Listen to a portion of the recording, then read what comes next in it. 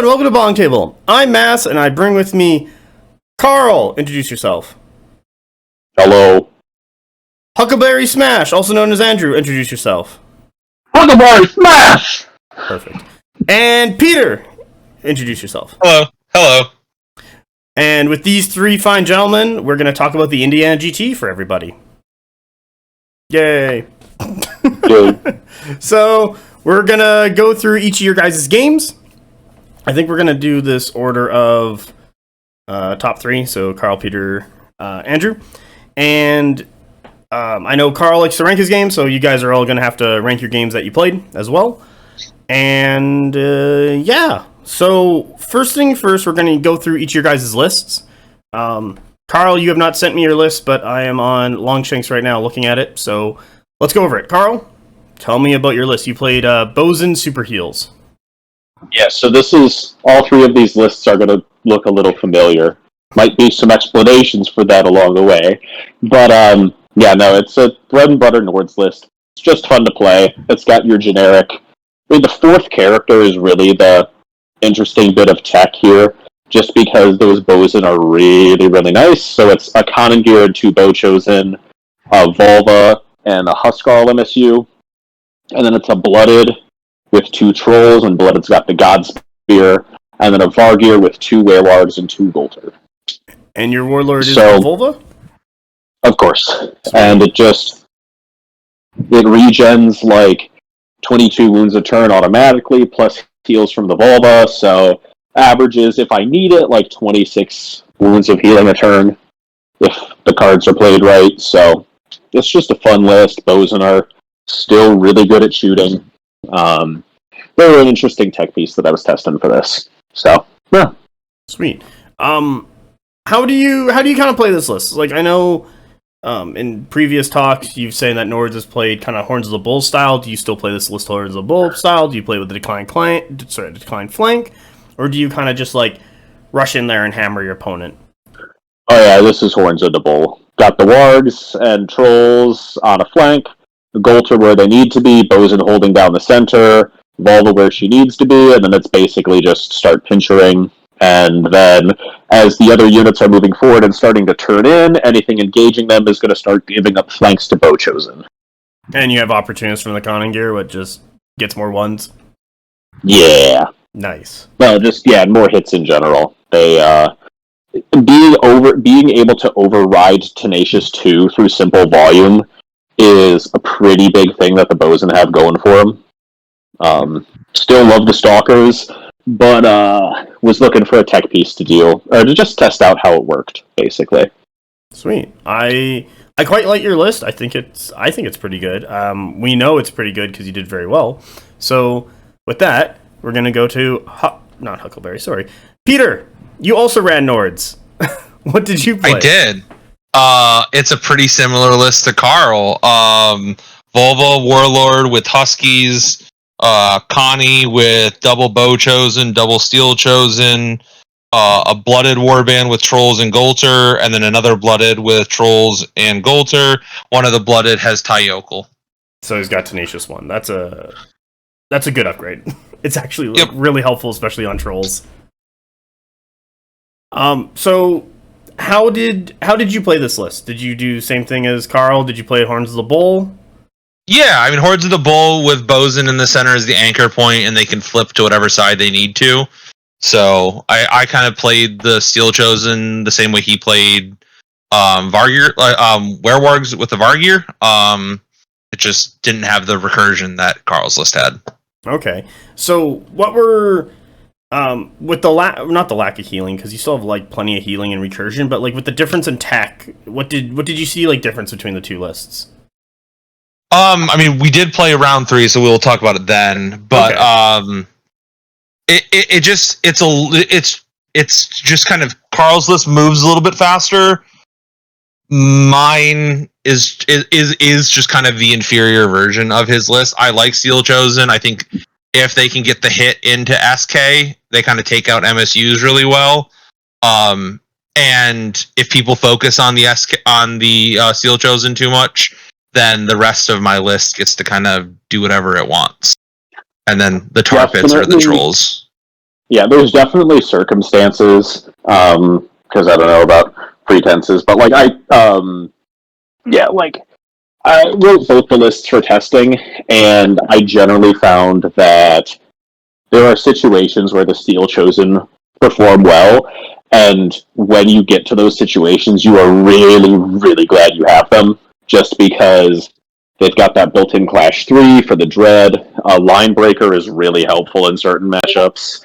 And honestly, picking up Opportunists from the Konungyr can be an interesting tech piece with their impacts. Yeah, no, it's like I've built a box of Steel Chosen. I got to build the other box, and I'm excited to play them myself later on. And I'm really glad, Peter, that you actually took this list and did very well with it, because it's like it gives people an understanding of what to do with these pieces. Because it's like, because Steel Chosen to me seem very much like you want to charge Clash with these guys and get the hits in and not take any. Well, yeah, you want to get the hits in before you get taken in. They're a piece trader unit, and they do a really good job of that. Yeah, if they could be on like a objective the turn before they charge Clash, all the better, so they can heal from a Volva spell if needed. But you can also just kind of eat them up the field on as the far sides of Horns of the Bull. Okay, no, that's good. Who'd have thought 19 attacks re-rolling is good? Yeah, crazy, right? Yeah. What's your list called? Indy GT. Oh. Doesn't have. We talked about this at dinner. It's sad. All right, Huckleberry. Let's hear about your list, and its amazing name. Well, my list is a superior name. It's called Wolf 359. If you're unfamiliar, that's a famous battle in the Star Trek universe where Locutus Borg, formerly Captain Picard, destroys many Federation ships. So, my list, Wolf 359, has a Volva Warlord in a mini unit of Huskarls, a Shaman in a mini unit of Raiders, Blooded Godspear, 2 mini units of Trolls, 2 Fenr Beastpacks, Vargyr Lord, 2 Werewargs units, and 2 Goltr packs. Damn. Okay. Yeah. I'm seeing some similarities here. Huckleberry, I feel like you've gone more beast heavy than the other two, but still also really good. But the thing I want to ask you here is the Godspear. So I know you and Karl both took it. What is that doing for you? It's preventing people flurrying on stands touching that blooded, is what it's doing. So when you're in that Dread unit, they can't inspire, and then suddenly they can't re-roll hits on you. You just get to laugh a little bit as your trolls live another turn, and your Volva heals them after they regenerate. It's really good in the mirror matchup, and it also the unit will still not do well against the full unit of Chosen of Death, like 4 or 5 stands plus the Scion plus the Chant, but anything short of that will fail to kill the trolls, and then the trolls have the Blooded to rally, regen, and then they're, even take a heal from the Volva, and they're just good to go, and good to scrap. Yeah, I do know, like, there have been times where it's like, okay, I'm gonna put Blooded Trolls first, and if they die because my opponent won the Supremacy, that's okay because the other unit gets to go. But it's really nice to just draw Event Rally, then Inspire Clash and regen like a stand back. It's good tech. It's just good play. I like it. Now, Huckleberry, I'm gonna ask you the same question. Are you playing this thing Horns of the Bull as well, or are you doing something different? Because you're the Wolf Man. Wolf Man. So you can play either or with this. The Beast Packs really help you do that. The Fenrir. So you can decide as you watch your opponent deploy a little bit. Do I want to set up both sides and go score some mid zones real quick with my Beast Packs, or do I just want to focus on one? It gives you a little more reactive ability there. Yeah, I do like Fenr as just a tech piece to either push up, get onto zones, counter stuff, like be there and ready with their flank. Like I've noticed that they're actually a really nice tech piece in Nords for some consistency for that reinforcement curve, and also just being available to do enough damage, especially at their very competitive point cost. Yep, and it helps that opportunist quite a bit. Yeah. They also, his list has turn 2 scoring, which that's, we were deliberately trying not to pull out the nastiest tech we could grab, but losing out on turn 2 scoring is painful for Peter and I's lists. Yes. Because what? Do you... Fenr. Yeah, Fenr. Yeah, Yeah, but Fenr also and you can Raiders. run the Raiders. Like, I think, Peter, didn't you have a Shaman Raider in your list? Nope, no Shaman Raider. No, you don't. Did you? No, Shaman Raider's great with Wargs and the Fenrir just to give him unstoppable. Oh, wow. Feels great to Yeah. get some. Feels great to like risk it on needing a 2 for a charge. Yeah, rolling 1 sucks. Yep. Okay. I do like the diversity in your list. I like the difference between Karl and Peter for, I guess, testing that style list, while Huckleberry, you're just like full wolf pack, and also did very well. Is there anything else you'd like to mention about these? Is there any more tech you guys want to talk about before we get into the games? I think the Volva Huskarls is maybe worth mentioning, because it's just something we all kind of hopped on board with. I think Volva Raiders versus Volva Husks is still a little bit of a toss-up, but really, I mean, them going up to 5 attacks, it's an MSU that drops a lot of hits when it needs to pull a charge clash, and that, you know, getting the evasion from Volva, plus just having that frontal D3 and untouchable, it's really good at taking poke damage, and that is historically 12 wound character units are very vulnerable to size 2 or 3 shooters like the Warlords or Marksmen, and having that frontal D3 untouchable is just, it's a good way of negating that. No, and then also you can heal with the Volva, but you probably want to save those heals for something else. Yeah, I mean, once she gets into the thick of it, she is self-healing a lot, actually, just because usually your opponent can't afford to throw something that expensive at it. And so when it's MSU versus MSU, but your MSU has a character with a very good self-healing spell, it works really well. Yeah, she's not awful in combat either. Like, Nice. No. Like, she's a stand of Huskarls in combat. Yeah. Yep. She's just more of them. She put a shield on the Volva at this point. Exactly. All right, gentlemen. Karl, you're first up. You played into, I see your trickster god, Chuck. That was round 5. That's what that is? Oh, it's the other way. I did not oh, it says round 1. All right, well, that's round 5. Anyway, round 1, you play into Drew. You're playing into City States. Talk about that game. What scenario did you play? Was the terrain decent? Let's go over it. What is it? It's head-to-head. I will say, like, for starters, event overall, I did really like the way that this event was run. I'm sure we'll get into that a little bit more at the end. Having both kill point scenarios as the first and last scenarios is really, really... It's an interesting decision, I would say. Specifically because there is protected matchmaking in the first round. Oh, okay. So, basically, yeah, which is, like, great. We always want protected matchmaking, because you don't want to come to a GT and play your locals. In this case, our group is just, like, the competent Conquest group, because it's me and the homies, and, like, we play every con anyways at some point. But when you've got, like, well, excuse the ramble, but basically, and I even said it there, this tournament was probably more stacked than Adepticon, because it was half the size, but was only missing a couple of the heavy hitter players. So you have a much higher chance of running into someone who is playing a very optimized, very competitive Heos list, who is trying to go to Heos. Yep. And most of them are in a group with each other and have protected matchmaking round 1. So having one of the higher scoring threshold scenarios as that first round gets a little interesting.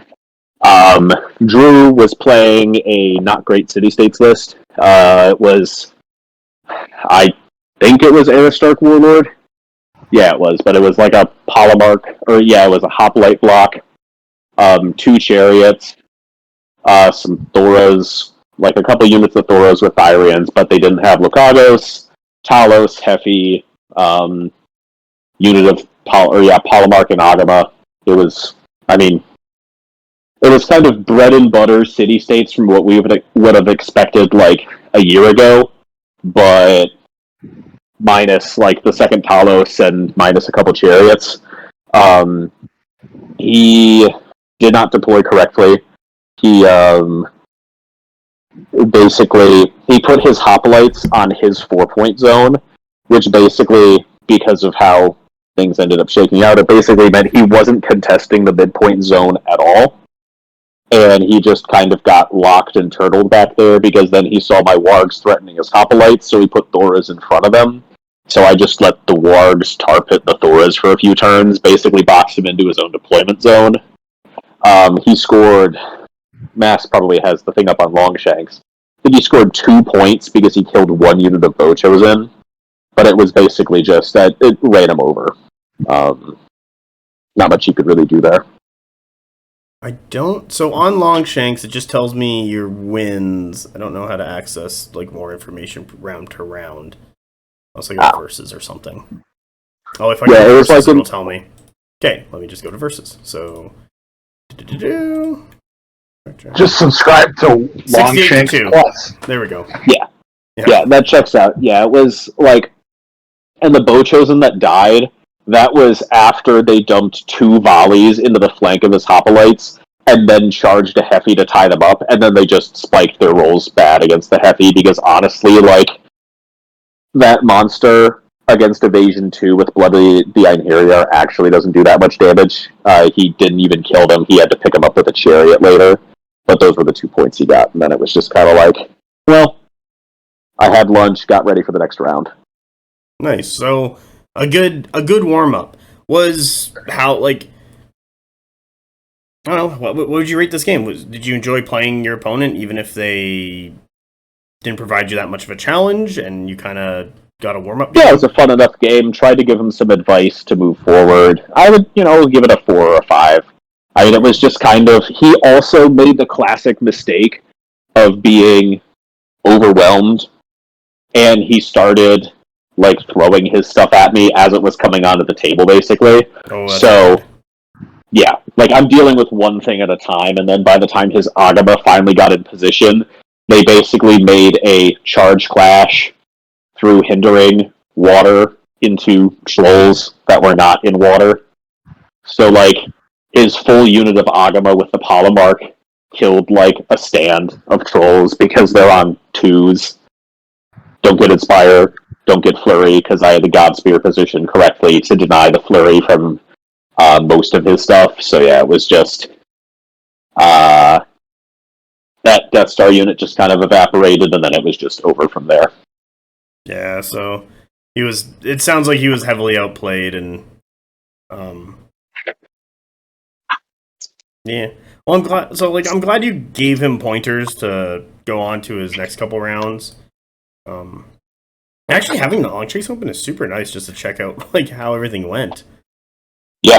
No, that's you don't want to kick someone's teeth in and then say, "All right, good luck, sport." You want, especially not even just for being a decent human being and a decent competitor, but you want your opponents to do well after you play them, because strength of schedule is a thing. So, it in a backwards kind of roundabout way, it's kind of nice. I think that it incentivizes people to give their opponents constructive advice after games, because you want people to get better so that there's more good people to play. And if people are chill and Drew's chill, then they're good to play.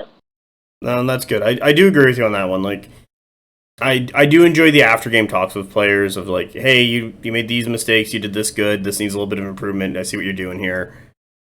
Take those with you for your next game. It'll help you a lot. Yeah. What is it? The goal is to have fun, the objective is to win the game. Yeah. Okay, well done, Karl. Well done on your first win.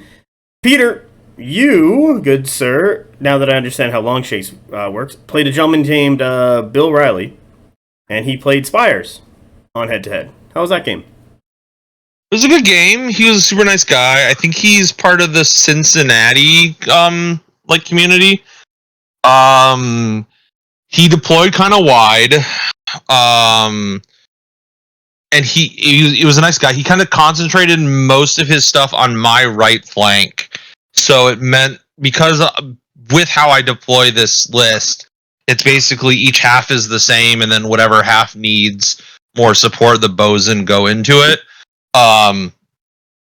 I won my left side pretty easily, and then I just pushed with it around. So eventually, I was just holding more of the board than him.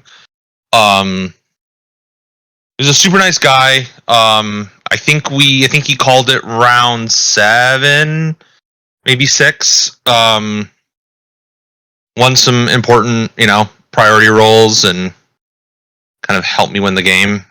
I also had a chat with him afterwards about kind of maybe some advice just to try to help him through the rest of the tournament. He's a super nice guy. I think I'd met him before at a Cincinnati CWE.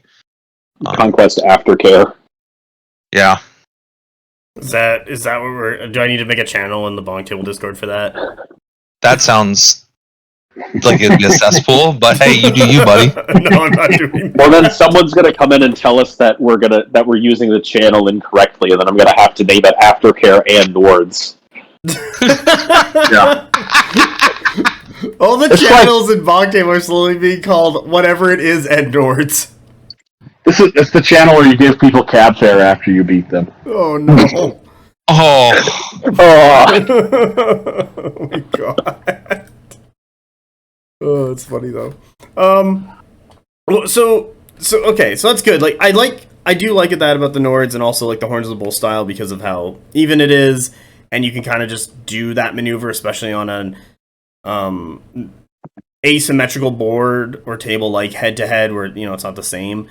And so, like, you can kind of hold on the larger zone, push with the 2 smaller zones, and then like loop around on your opponent. But it also, if your opponent's not like ready for it, and they're like getting rushed because Nords kind of like puts on a lot of pressure or tempo. They might pull. Yeah, I don't think he was quite ready for the tempo control that Nords can have. That was just kind of the feeling he expressed to me after the game. Yeah, Sir, my apologies. Go ahead. No, sorry. Oh, okay. I do agree with you on the pressure. I don't think a lot of players are ready for Nords pressure. I think they see it more as Nords like aggression because they're so used to that. But then good players getting their hands on Nords are realizing like the aggression's great, but they can do pressure and board control / denial a lot better, and that's more beneficial to the Nords faction and players for why they're going towards that faction. I think it's a distinction that not a lot of players have recognized or seen out of the faction. I really actually like your distinction between aggression and pressure there, just because it's something that all of our Nords lists are doing basically, but like aggression is, oh, my Goltr or my Vargyr are 28 inches up the board at the end of turn 2, and like if I win Supremacy on 3, oh, you'll be sorry. But pressure is, all of my stuff is perfectly positioned at the end of turn 2 up the board, so that if you move a single inch forward, you are just taking a charge and dying. Yeah, I do agree, especially with like Nords range units like Bocho and Stalkers. They're very good at putting that chip damage in to force your opponent to want to do something. But if they do something, they're in a very bad position because it's like, okay, you hit one of my units, I'm going to collapse and take your thing and then push outwards. Thank you. Or just with Opportunists, like, you can't give a flank to a shooter unit with Opportunist. That's just ends poorly. It's so good. Well, unless you want to go home early. Playing Nords recently, I do agree. Like I stand by the statement of pressure and aggression and what that really means because I've chatted with a couple people after playing them at current Nords, and it's like, no, it's not aggression because it's like I didn't score until turn 4, but I controlled the entire table. Yeah, I mean that's our lists not having, Peter and I in particular, not having that turn 2 scoring that's still generating such a field presence. No, it's really strong, and that's why I like your guys' list. And then we got Huckleberry as the Wolf Master, just fucking doing whatever he wants. Well, yeah, I used some turn 2 scoring on head-to-head. Okay, before we get to the Wolf Matter, Peter, rank the game, and then we'll get on to the Wolf Man. Yeah, it was a good enough guy. I'd say a 4 or 5 out of 10. Sweet. Thank you very much. Okay, Huckleberry, talk to us. Well, I played Will. We played at Adepticon, and we had a very tight Adepticon game, and we had a pretty tight game here as well. I got him 48-38 on head-to-head, so yeah, that's a lower scoring one and a very close one. And this is Sorry, the go ahead. first Euroni game out of the three of you. Yeah. So luckily I have Euroni, so I kind of knew it was up a little bit. He had 3 Domaro Damashi, and so I kind of positioned my wargs to go eat them, and that ended up working out for me. The early scoring, so I didn't do Hordes of the Bull. I kind of did more decline flank with a stronger middle to prep for a later game push at that far objective on my opponent's side of the table. I kind of utilized my Fenrirs to go after his Tengu archers, because loose formation helped them quite a bit. Oh, yeah. In that respect, yeah. I found with the Tengu archers, they basically have the effectiveness of a chariot, but costs, I believe it's like 30 points more for 2 of them. Okay. Okay, thank you. Sorry. No, I think they're a little more effective than a chariot. They are.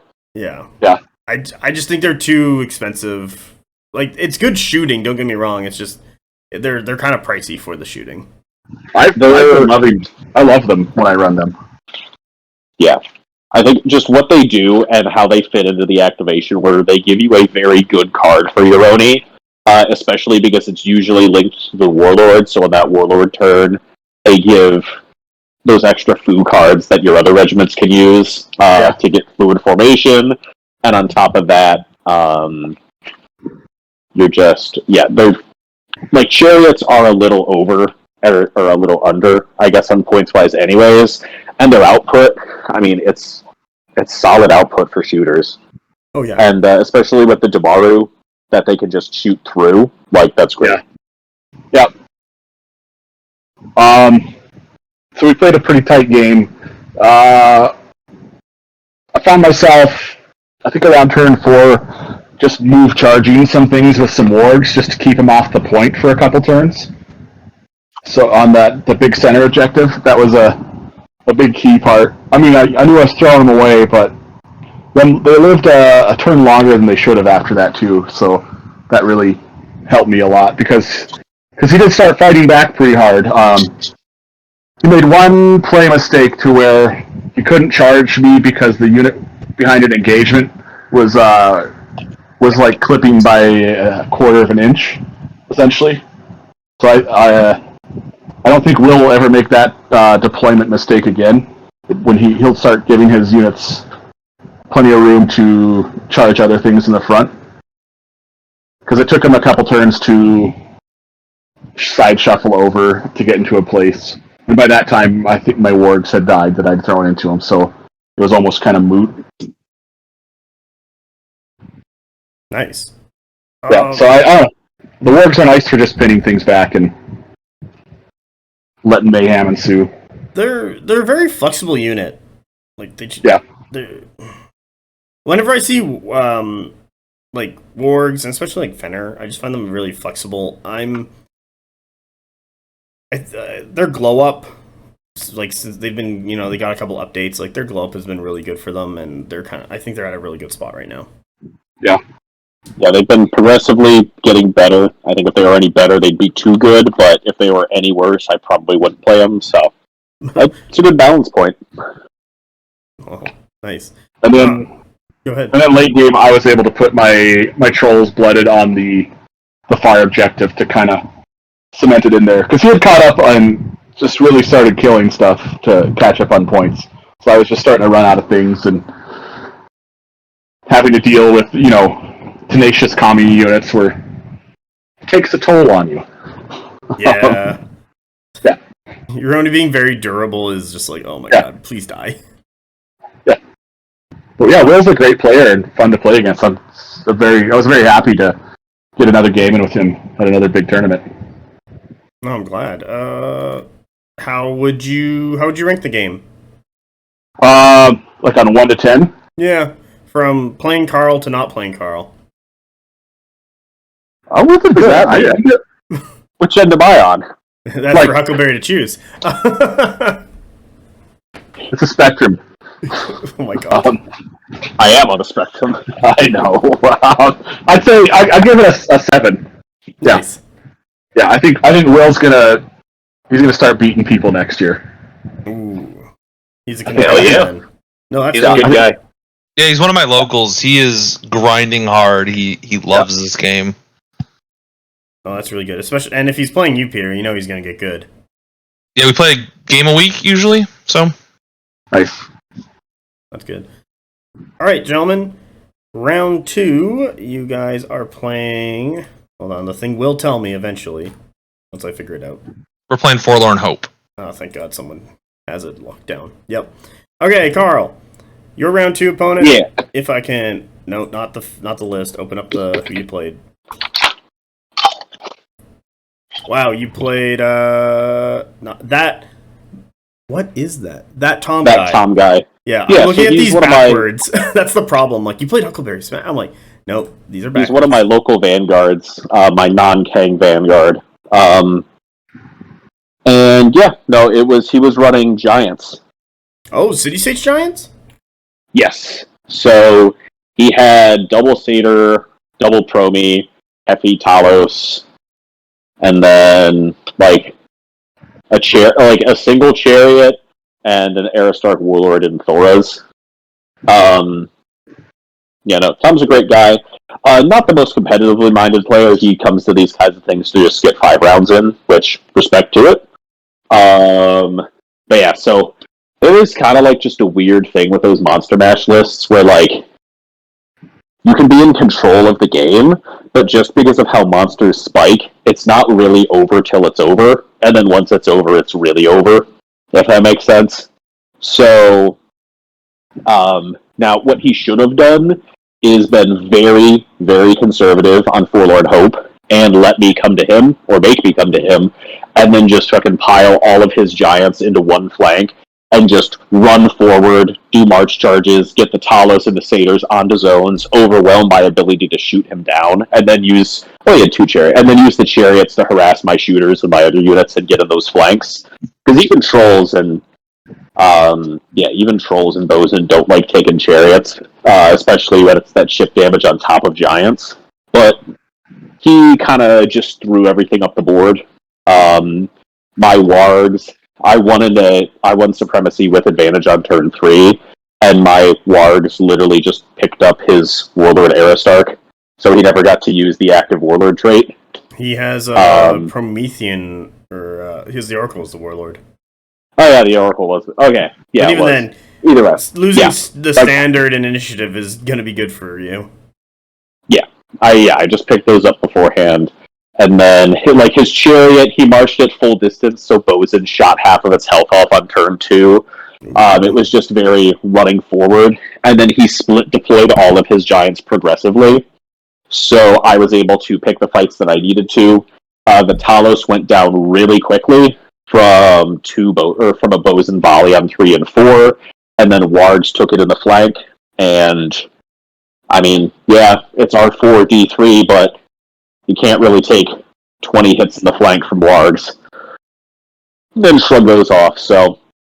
Ripped through his stuff really fast. He never was able to actually push through my line and get to the Bosun, so... he scored more and put up more of a fight than Drew, just kind of because the Giants are hard to put down, and if you let them get to you, they will screw stuff up, but... I think he killed both of my Warg MSUs, and one of them had the Vargyr in it, and that was it. And then I wiped him and scored out. No, that's good. How did you find playing into his low card count? Like, he has 10 cards. Well, it's not bad, but it could be more. But he is also City State, so he's getting strategic stack card. Was that ever anything that came up where you were worried about, or was it just like you knew how to handle it and you weren't too worried? So he was running like a 4 heavy list. So his last heavy didn't come on. His last Cedar came on 5. Oh, and by then, like, 3 of his, like, he had already lost both his Aristarch and Thoras, so that was the real killer, is losing that card advantage, because then I'm just sitting there making him march charge me and then counter charging. So that was also why those giant lists really need to play very, very safe and secure until it's go time. And then when it's go time, they're just good to go. And so in some ways, that's why the Nord one might have a little bit more playability. I'm honestly unsure, but picking up all those extra impacts and brutals from being near the Satyr is just really good. And it lets them make those plays when they need to. Yeah, I'll give it a 5. It was, it's a fun mental challenge. I think not the most enjoyable. The most enjoyable mental challenge I've had was the Adepticon Slingers. But it was a good game. Tom's a good guy. Fun to play. But yeah, and then I got to run the fucking gauntlet for my next 3 games. So yeah, here it is. It starts now. I'm glad you had a good game. I'm also glad that proper City States Giants got played. And not whatever. And you know what? He only had 2 Cedars. Or 2 Oracles. He didn't have 3. He wasn't using that secret tech. The secret tech of a 3rd Oracle. God damn it. No, I'm glad. Well done, Tom. Okay, Peter. What was your round 2? You played... My round 2 was Halaker. Okay. And he's also playing Aroni.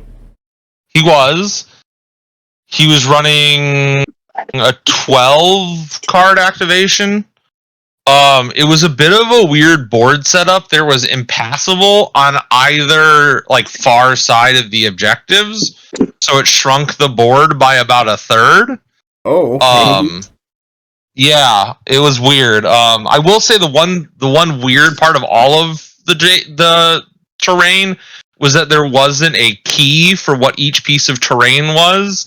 We were just expected to discuss it player to player, which makes judge calls, I think, weird. But hey, it is what it is. Yeah. The judge call that Peter and I called the deal a ruling on during Peter's game during Peter and I's game was really funny. Yeah. That happened a couple times where Tuna came up and was asking either Karl, Steve, or myself stuff. But hey. Which, I don't know, we could just hit it now because it's fucking goofy. But during Peter and I's game in round 3, they came up and asked how AOD interacted with garrisonable terrain. What the fuck? And we're like, why is there garrisonable terrain in this tournament? And it's like, we decided to use it. I'm like, well, there's your first mistake. So but yeah, it was like Flame Berserkers fighting a unit in the garrisonable, and it's trying to decide if the unit inside that terrain takes AOD. I think because they're not on the board. Yeah, they're not on the board. Yeah, and I do agree. It's because they're technically not on the board. Yeah. Garrisonable terrain is stupid. Don't use it in your competitive events. If you do, you're a bad TO. Or in events. It should be for fun narrative things, like the mission packs, not, Like the Return of the Wall. That's not a dig at Tuna. That was his players running rogue and deciding to play garrisonable for some reason. He was equally distressed. Yeah, I do think the organizer for the event should have a terrain guide attached to the event package. And we do that in Canada, and a lot of the times it's basically there is a page in the tournament book or the tournament scenarios that tells you what each of the terrain is and does, and it's that. We do something similar before round 1. We just kind of say what each piece is, and that's usually good enough. Yeah. You guys, I used garrison terrain at LVO in 2024 against Beardfather. Jesus Christ. It let my Man-at-Arms survive one more turn. Because I jumped in, cast some spells the next turn, and then ran out, and then got smoked. I think as a TO, if someone comes up to you and asks to use garrisonable during an event, you should be able to give them the line cook treatment. You're supposed to talk about that after. Well, yeah, it'll come up after, and then that's a surprise tool that'll help us later. God damn it. I hate this. That's okay. You have a game into your Roni. Tell us about it. So, this was a weird one, because at the start of the game, Halaker was just like, what turn do you think the game's going to be decided on? I was like, probably 5 or 6. Both of our armies want to wait till we're kind of fully deployed before we engage. And then he jumps the gun on turn 4, and that, I think, to both of our shocks, he did that. because he just kind of threw his Damaru just forward. And so they hit, they killed the stand, Volva healed it back, I killed Damaru, and then reformed my Crescent. I had played Horns of the Bull, but it was a much more shrunken Horns of the Bull. And it was basically an envelopment. He kind of sent his Tengu Ayakashi around the flanks to try to jump over the impassable terrain, but I just put my Goltr as far back as possible, so they were in march charge range for whenever he decided to make his jump. And by the time he actually did decide to make his jump on turn 7 or 8, it was way too late to have any sort of meaningful impact. The rest of it was already decided. I had trolls on each of my points, and then I just kind of pushed my Steel Chosen up and let them start doing work on his blocks.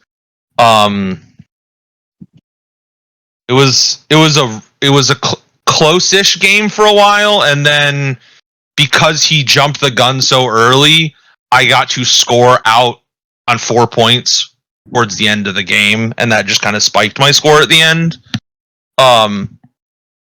Adam's, a great guy and a good player. It was just, I was surprised when we both kind of thought the game was going to be decided on certain turns, and then he just jumps the gun. I don't know.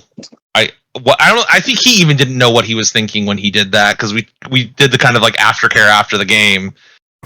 And is that what we're calling it now? It's I guess. Oh God.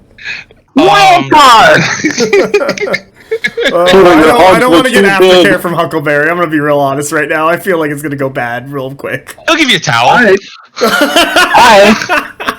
I am a gentleman. I'll have you know. I'll give you water. But yeah, basically it just kind of got decided in this kind of big scrum, and my stuff just kind of came out on top. Unfortunately, him being size 2 let me kind of shoot over him.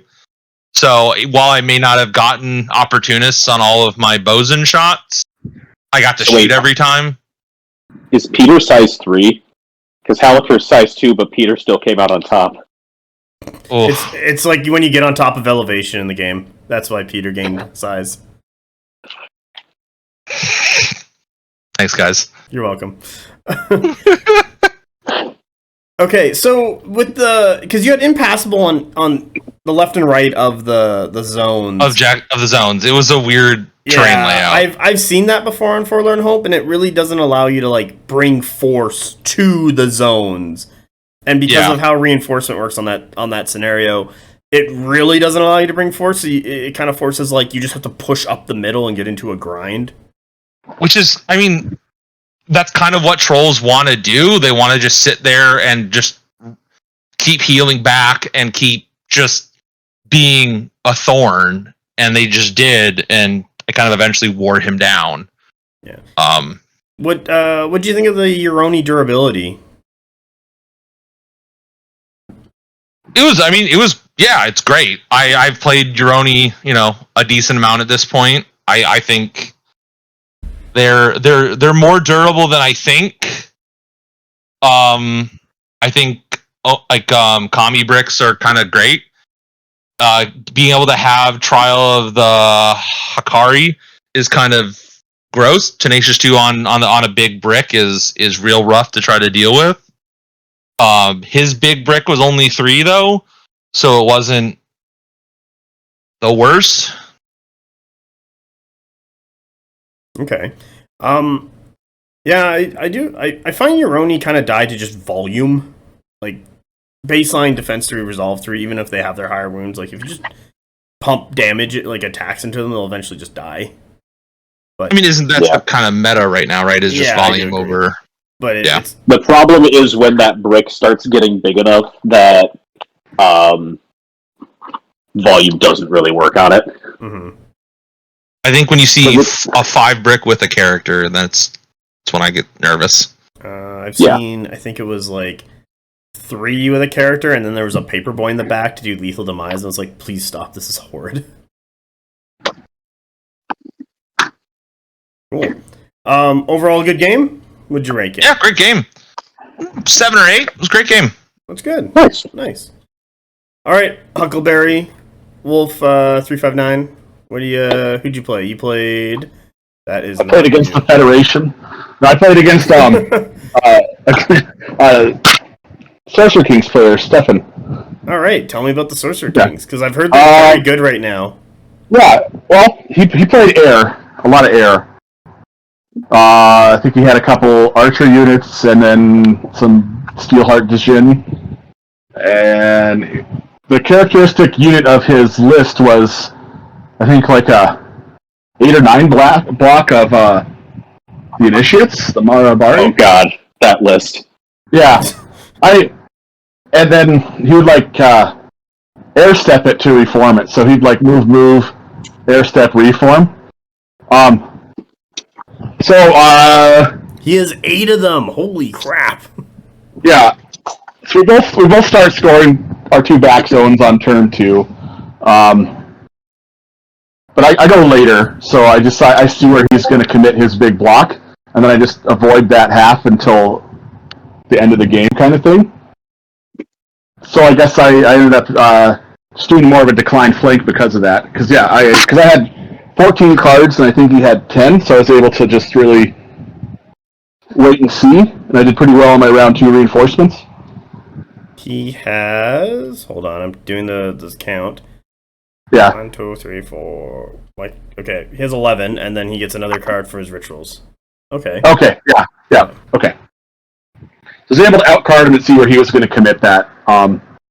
Because like we both know what he wants to do is like reform that huge unit onto 2 zones. 5 stands of Ashen Dawn is coming back from the grave, baby. Yeah, you get it. You get it. So on like the side of the table where I've given up to him, I place I think some Fenrir and some Goltr. So if he does reform onto my zone, I'll just hit him in the flank hard, nice. And then just start walking down the line on it. Yeah, I like that you're using them to contest your stuff and like hold them back, and if he, like, as you said, he makes the bad play, he's getting punished. And he did not do that because he saw me set up for that, so good on him. Well done. Yeah, he was wily. But then on the side of the table where the fight was going to take place, he had a piece of water terrain, and then I think his sorceress was did water rituals, so I think he made water terrain as well there. So like I had a slog through two water terrain pieces to get to the juicy center. But eventually I did, and then I just turned to like focus on the big initiate block on 2 fronts kind of thing. I think I threw some Goltr into the middle of them just to pin him down, and then grab stuff on the sides of it. Is he summoning water? Because his Maharaja Warlord is air and water, and then he's got Sorcerer who's also water, and then he's got an air rush. Yeah. So he's putting down the water templates to screw with you as well. Yeah, and that was hilarious. I loved it. Nice. I didn't research any water stuff at all. So it's like, it does what? It's like, and then when he's putting out this water, I'm like, shit, I guess I'm going to be -1 clash a lot. Because his plan was just stand behind it and shoot me, and, it was somewhat effective, and then I just cracked it with some wargs and other stuff. What'd you think of wind? Like, he's playing wind into you.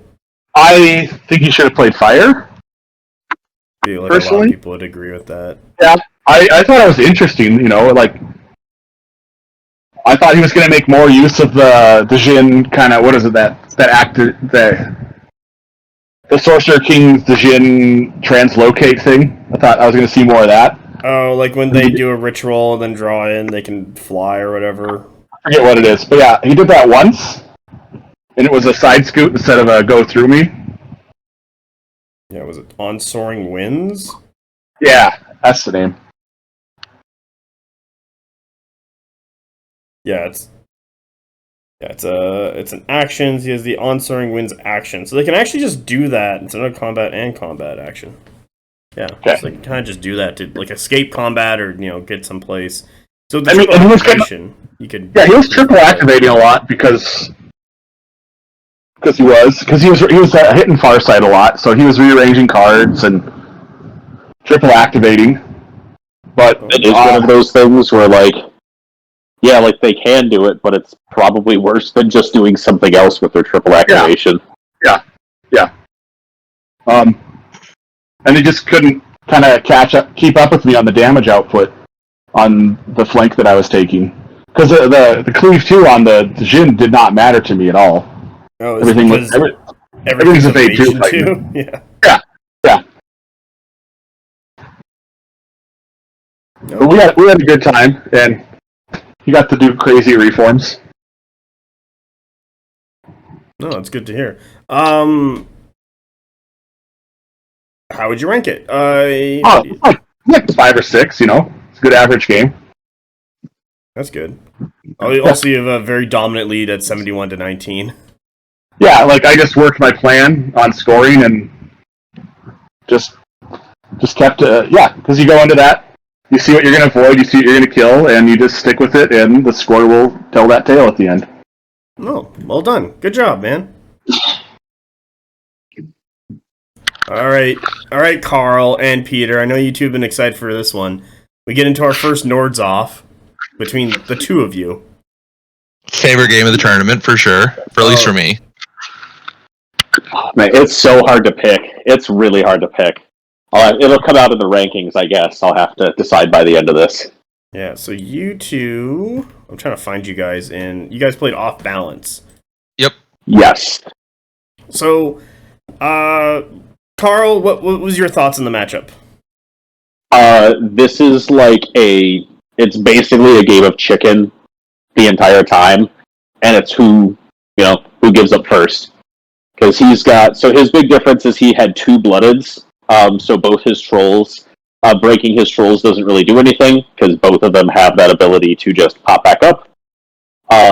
So it really depends, it really kind of comes down into the nitty-gritty of deploying, because I'm better at hitting his stuff from a bit of a distance, because I've got the wargs, and he doesn't, and he's better at killing my trolls, because he has steel chosen and I don't. Mm-hmm. Okay. Peter, your thoughts? I mean, Karl was pretty succinct about it. I really agree with his take. It feels weird. I mean, both lists were written by Karl. To be completely honest. Yeah, it was a game of chicken. The pivotal moments were when I failed to break Goltr and when I split my attacks because I didn't realize Werewargs had the full MSU. I thought I had done more damage to them. Okay. But it was a great game. It was the closest I've ever played into Karl. It was tough. Definitely. I don't really know what more to say about it. It was genuinely just a great game. No, that's good. Both kind of deployed pretty similarly. Both went into each other with Horns of the Bull. Yeah, let's get into that. So, like the train and the table. Like, what can you add or tell me about that? Of kind of how we both affected. I think we made the table because the train was bad. Nice. Yeah, the terrain was bad, and we just, again, because it's Peter, we just made basically a perfectly symmetrical table. So, effectively, it's the best for these kinds of things. So, on my right flank, his left, the side that had less marker control, we each had a forest that was a convenient distance away from the objective. And then on the left side, there was some smatterings of water, and then just some other pieces out there.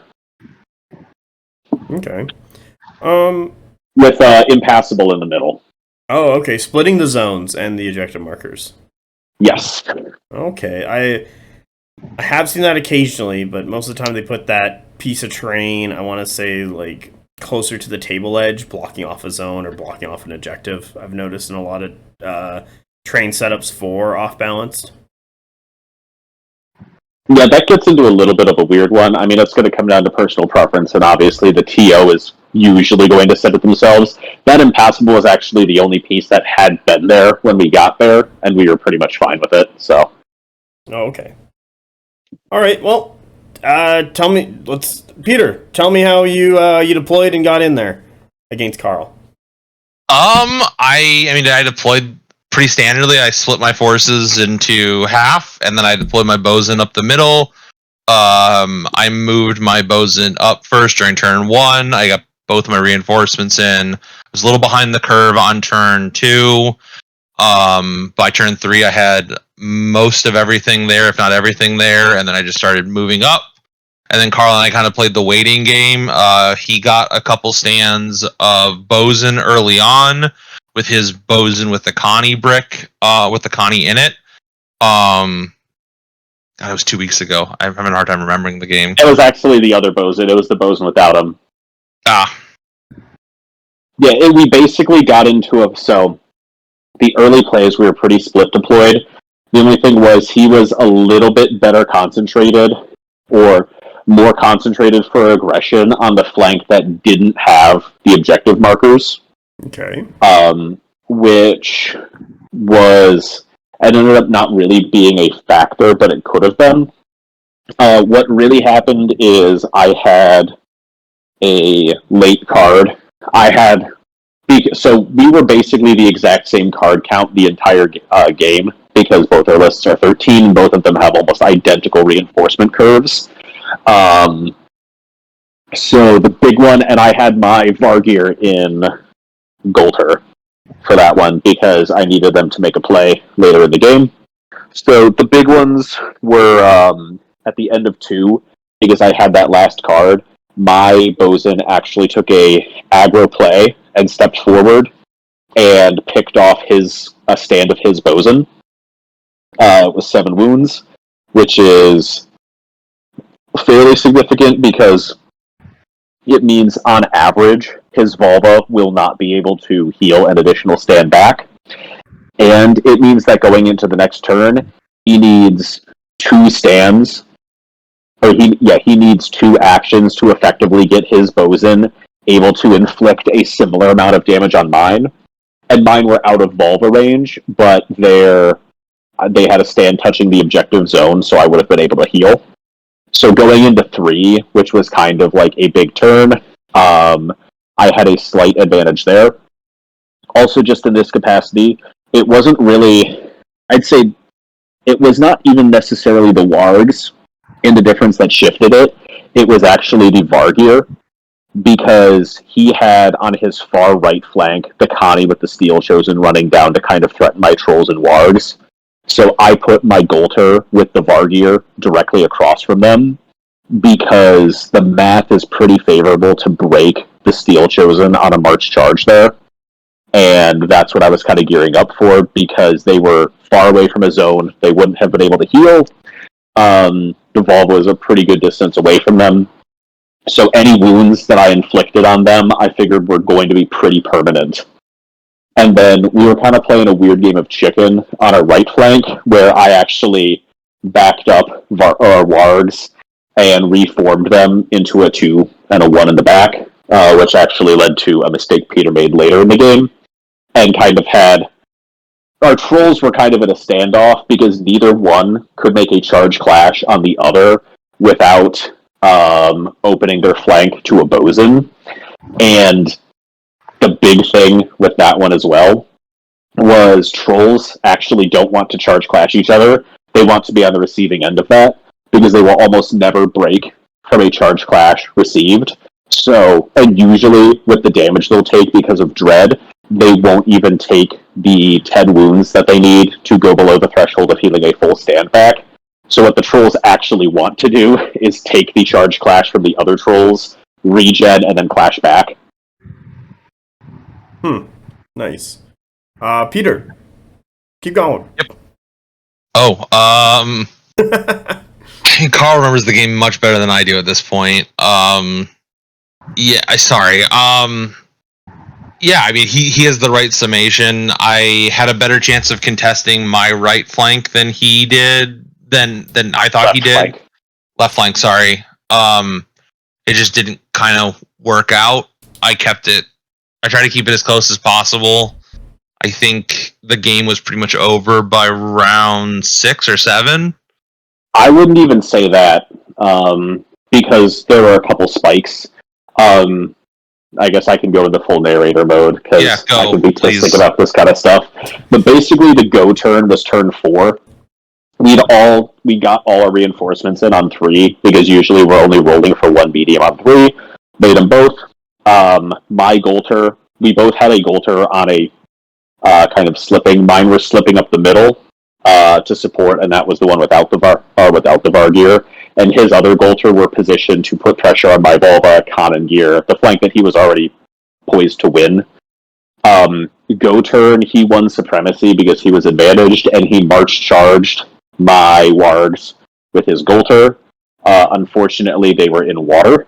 And because of that, he failed to break, which seeding, basically taking supremacy when we're on equal cards means I get the last activation, and him failing to do the break on my regen unit basically meant that I was locked in for a pretty good turn at that point.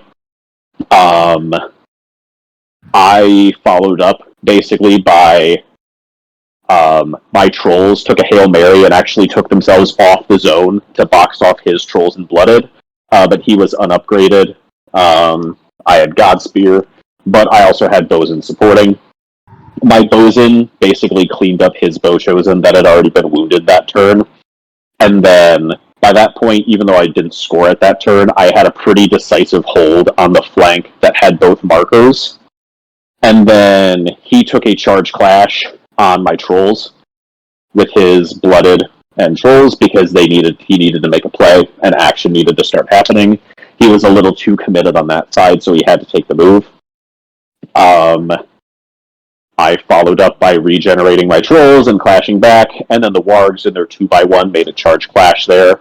So I was able to damage his trolls decently, and then going into turn 5 is where he kind of made his big mistake.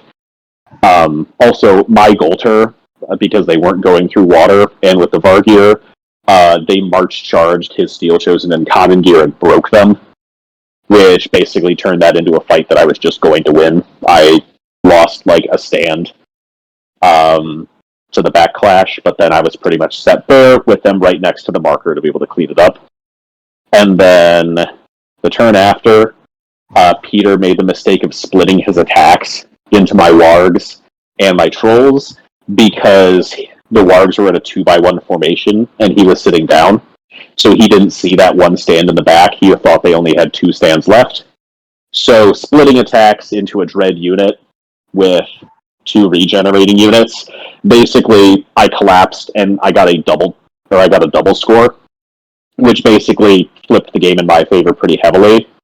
And then Peter was almost able to come back because he spiked a lot of saves on a point-blank Bochosen roll into his Steel Chosen, and then they just mopped up my Konungyr.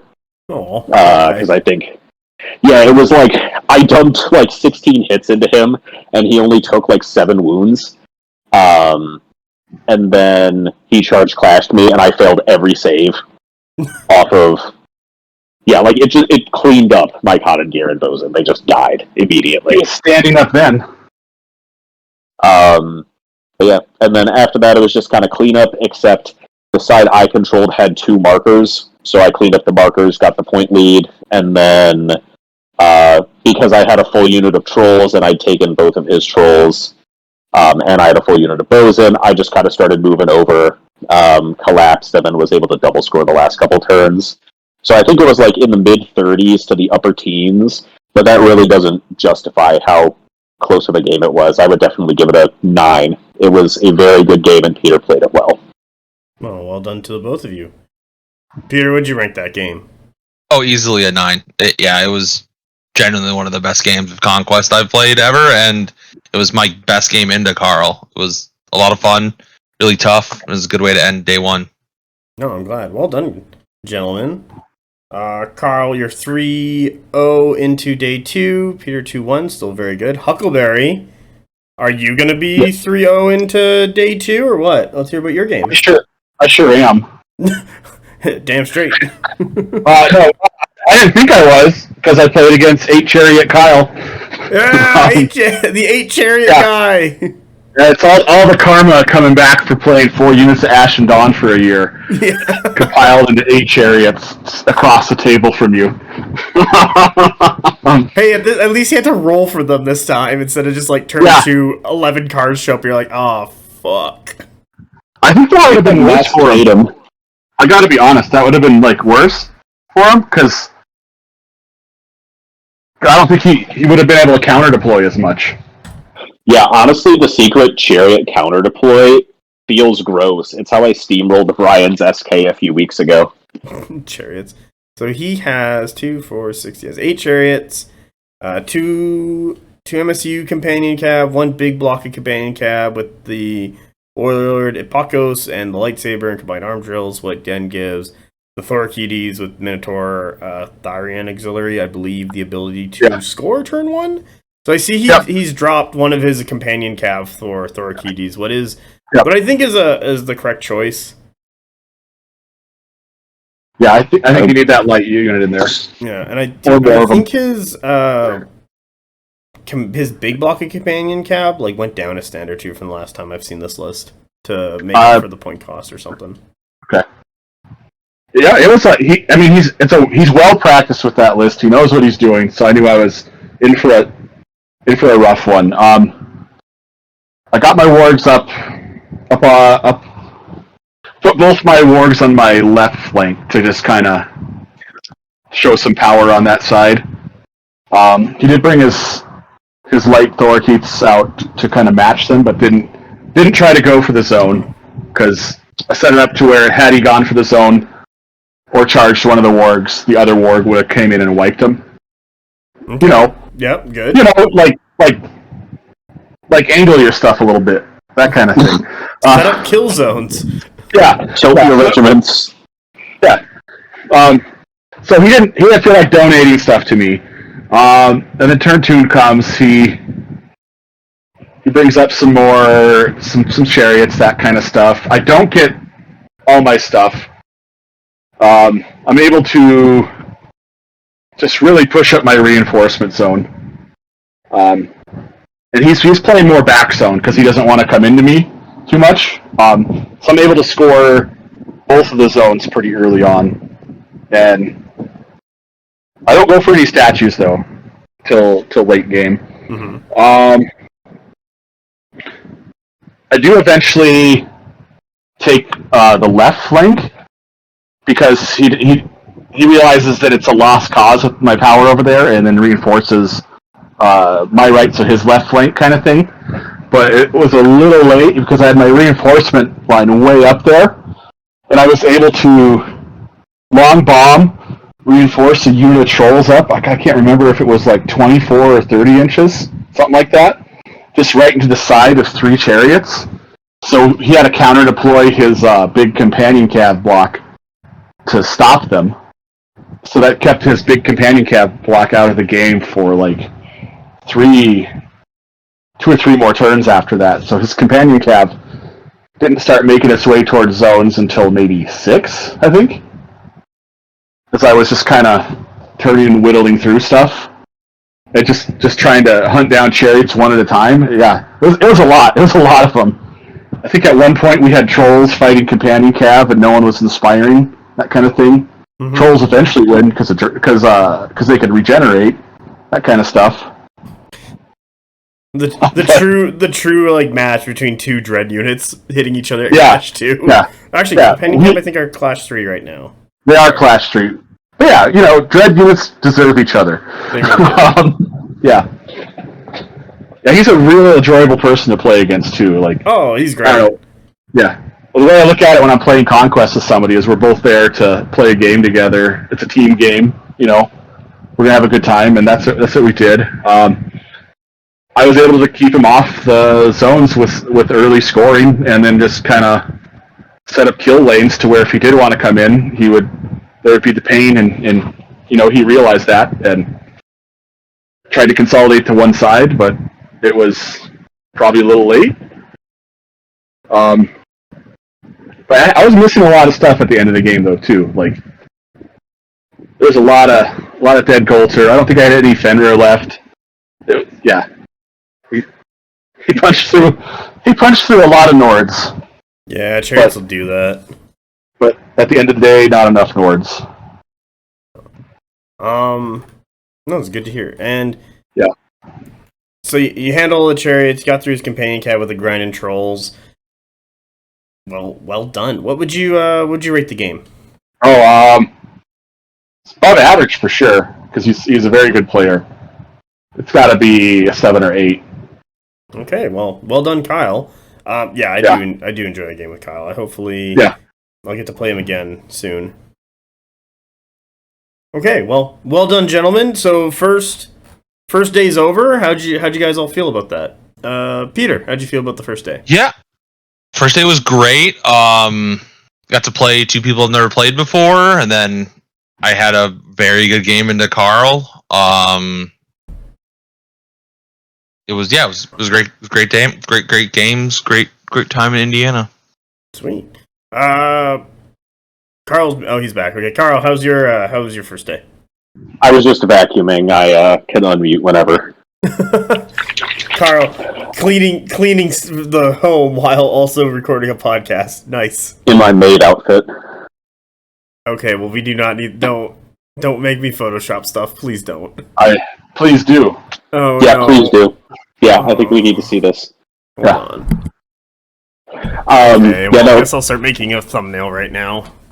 Do you make thumbnails made to order? You can just send me an idea, and if I have time, I'll make it. I really think that should I do this in incognito mode for maid outfits, or like? Yeah, probably. Oh yes, I should have. Oh my god. Yeah, day 1 was really good. It always feels good finishing a day 3-0. I guess we get to talk about the evening festivities. Yes, please do tell. As I so, a maid outfit. Halaker, wonderful guy. He is now on what we call the Jeff list. The Jeff list, because Jeff, another wonderful person, and our good friend, is on the Jeff list because he is never allowed to pick a restaurant again. Alright. So, we went to this all-you-can-eat hibachi place, which that should raise some red flags at first. We were a little, put off by the concept, but we're like, oh, well, they said it was good, and Brian and Matt had been there before and said it was fine, so we're like, that's where everyone else is going, let's do it. So, I sat there for 3 hours and paid $30 for food that I never got. Oh, okay. Like, they literally never brought my food. They brought other people's seconds before I'd even gotten my firsts, and I literally just never got it. Damn. Yeah. It's a good time. Yeah, that's not... Yeah. I mean, after I saw the food, I was kind of glad I didn't get it, but, still, it's the principle of the thing. Yeah, what the fuck? Yeah. Hey, in the restaurant's defense, we did swarm it with, 30-plus people, That is true. Although I would say that they could just, if we'd called and said, hey, we have a bunch of sweaty nerds coming in, they could have been like, we don't have the capability to serve that many. And that would have been fine. Yeah. Did you get some hot and ready, Karl? Did you go get some hot and ready pizzas? I didn't get a hot and sweaty after that. I just starved. And then had breakfast the next morning. We did get a really good meme of Steve, though, and I'm going to have Mass. I want Mass to just post it for, the 15 seconds of this audio clip. Okay, but there's a new Steve meme. Yeah, well, we'll put it in. It's basically I don't know, don't want to kick him too hard while he's down. But Steve had come in with a very meta Sorcerer Kings list, just looking to get those last points for Hios. And then he got steamrolled by Halaker round 1, which was very sad for him. It is very sad for him, because I know he's a very good player, but sadly sometimes shit happens, like dice, or just something like this. And Steve's dice, fuck. Halaker bought him dice at the end of that game. Sabotage! No, after like the at game. the end of the game. Oh, At okay. the end of the game. I love that. Steve's dice usually have to be locked in radioactive containment after he's touched them. I have never seen a man ever roll so far below average that it defies the laws of physics. I think Chuck was present at Steve's birth and took some of his luck from the beginning. Makes sense. What the fuck?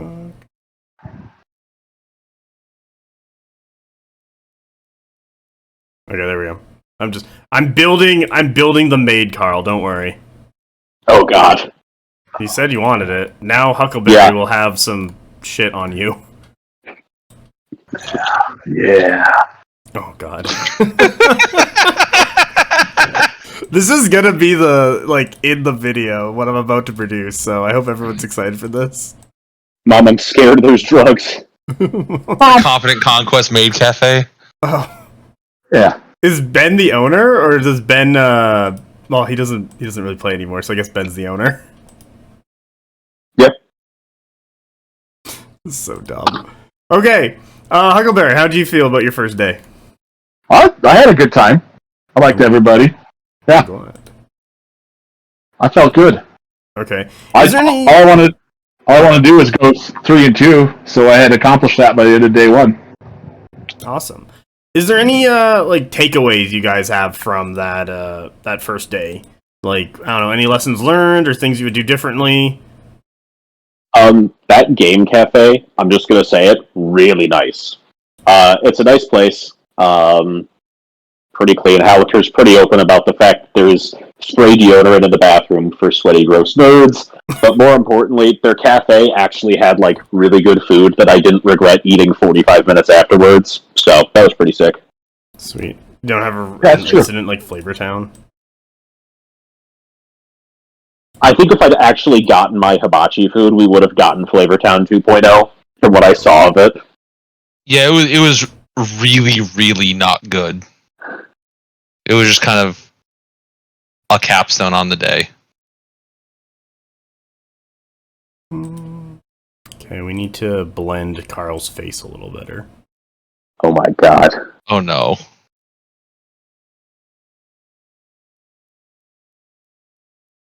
I don't know if I'll just leave me in making the meme in real time. That'd be kind of funny. Oh yeah, no, we have achieved it.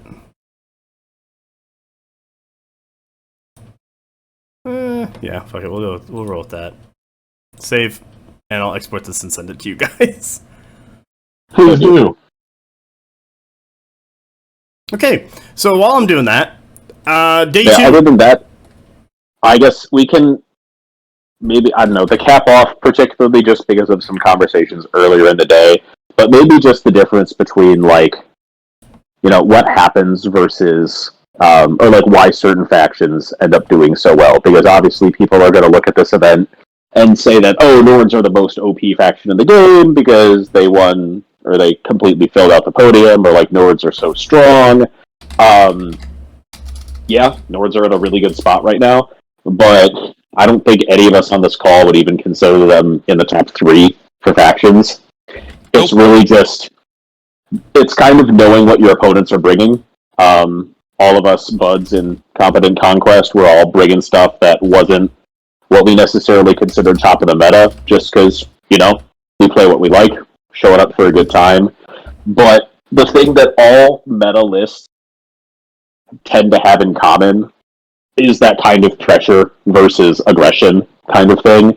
And so it really is just, you start to see people sweeping the same events, because if a group of people are playing a similar style list that's sweeping everything that's not those, then yeah, we're going to have what's happened in North America for the last year and a half, 2 years, where it's just the same group of people sweep every event.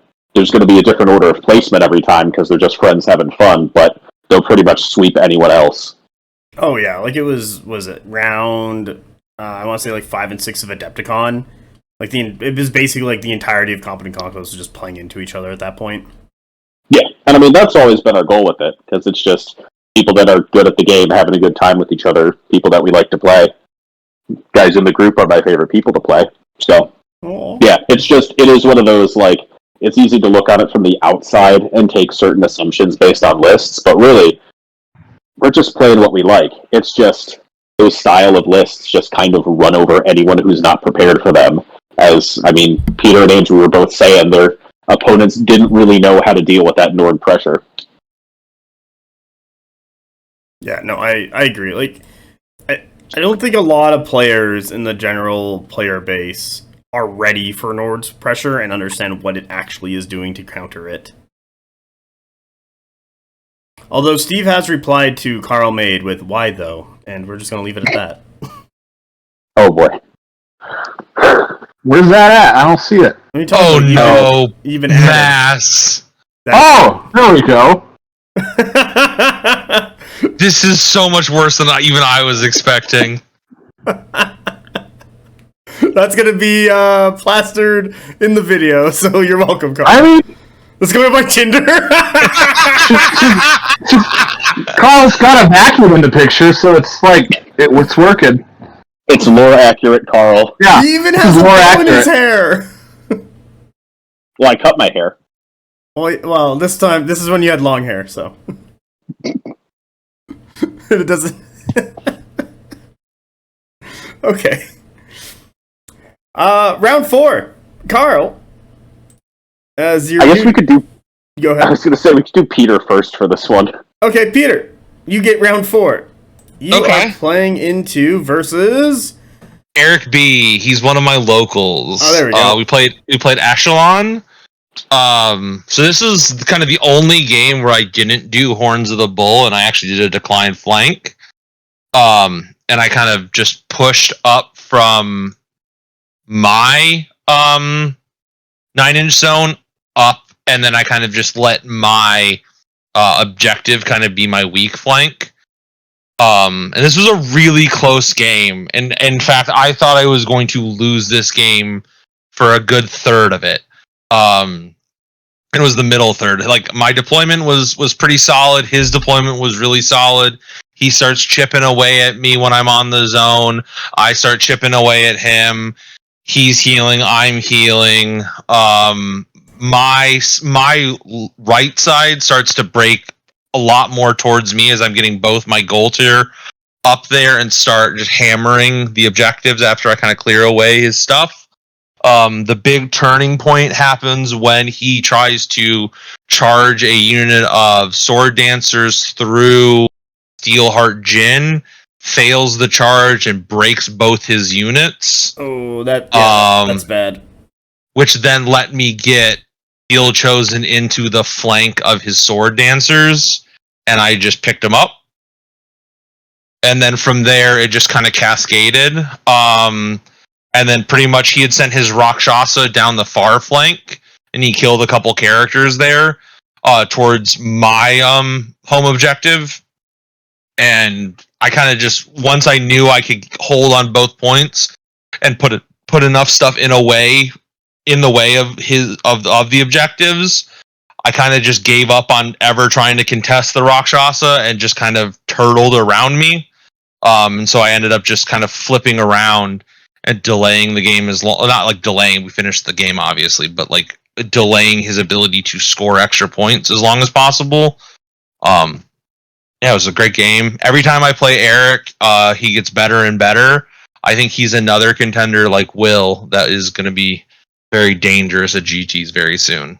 No, that's good. He's also playing, for the listener, he's playing a Sorcerer King's list. He's playing Warlord Maharaja with Court of Air and Fire.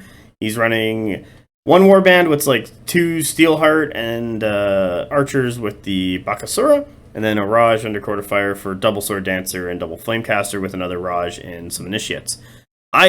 What do you think of his mix between wind and fire for his list? I like it. I know the reason why he was running that is because he's a guy that will only play fully painted lists. Okay. And he did not have the extra 2 sword dancers and flamecasters ready to go at that time, and so that's why the wind was there. Since then, he's played another CWE with them replaced.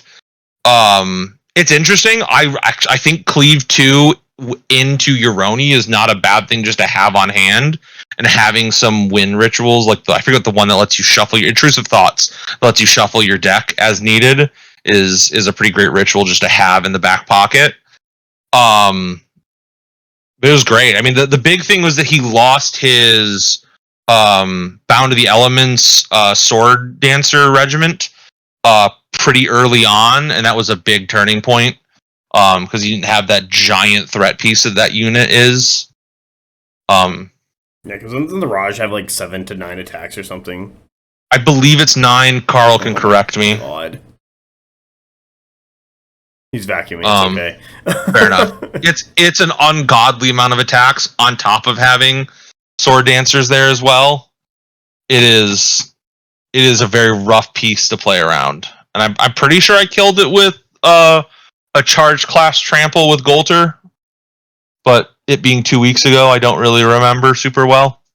Yeah, I think a charge class trample Goltr would probably do a lot of work into a sword dancer MSU. I know they'll probably want to charge clash kill like 2 stands. Mm-hmm. So if they already activated, you could just go first the next turn and kill them, kind of thing. Or if you got the full all the damage from the 3 different sources, you'd probably just make them pick it up. I do like its list. I do like how there's a lot of diversity in Sorcerer Kings right now between the different courts and the different stuff people are taking, and it's still showing that it's doing well, even if even if Eric is trying to get more flame casters and like sword dancers in his list, but even like still having 2 steel heart Jin did very well for him. Yeah, I think he's currently playing Fire Earth as his combo, and it seems to be working out very well for him. He is definitely our strongest local SK player.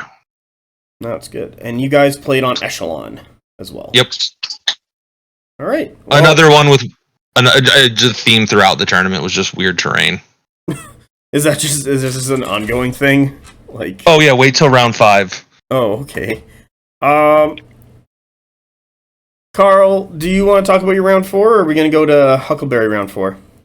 Well, we played the same! Oh, they are! Wow! Damn it. I just opened it up and it's like, oh, they are playing each other. Okay, guys, Huckleberry, you start. Went great. Perfect. No comment. Okay, sweet. What do you think about like Carl's list and your list going at each other on Echelon? Oh, I felt good going into it because I have 2 cards on you, Karl, or one card on me. Yeah, it became 2 very quickly. Yeah. Oh, even better. Yeah, I was like, I got the early scoring. I got all this. I got blah blah blah blah blah. Yeah, it felt good. And yeah. What was it? Turn 2 or 3. I think Karl shot with Bow Chosen when he should have charged with Werewargs or something like that. Yep, that was top of 3. I won Supremacy. Yeah, so I shorted myself like 3 cards on turn 3 because he outcarded me by 1, and then I won Supremacy, so he was going to have last activation, and then I lost a unit before I was able to activate. Yeah. It was kind of a triple threat. Basically, yeah, the Bow Chosen, I think Andrew would agree, the Bow Chosen were the workhorse in this matchup, and they saved me. Yeah. Yeah. Not on turn 3. Turn 3 went my way because he did something with Bow Chosen that wasn't as effective as he wanted when he probably should have just charged my wargs with his wargs. But then that passed to me, and I was able to charge his wargs with my wargs, and I believe I wiped out your wargs. Is that correct? Yes, you did. Yeah, so I was feeling real powerful then, and we both kind of knew that things were turning towards me because I then had a 2-card advantage on him. That was going to be very important. But yeah, I don't think a ton else happened in turn 3 because we just kind of repositioned to take advantage to either come back from or take advantage of that turn in fortune right there. Does that sound about right, Karl? Yeah. Yeah, it does. I mean, our first couple turns were basically, it was the typical setup. I knew that he was advantaged in this matchup because he had that turn 2 scoring. This is that one game where I really regretted missing. I was really missing it a lot. So we both killed our markers early on 3, but basically, turn 2, we were set up opposed from each other. I took a kind of aggressive play with my wargs versus his wargs, where they were basically going to be, mine were in cover, but they were basically going to be within auto charge range of each other. And then he ended up being at 9 inches away at the end of 2. So end of 2, he scored 1, I didn't. We're basically... Or did you even score on 2? I had Beastpack go score. Yeah, right.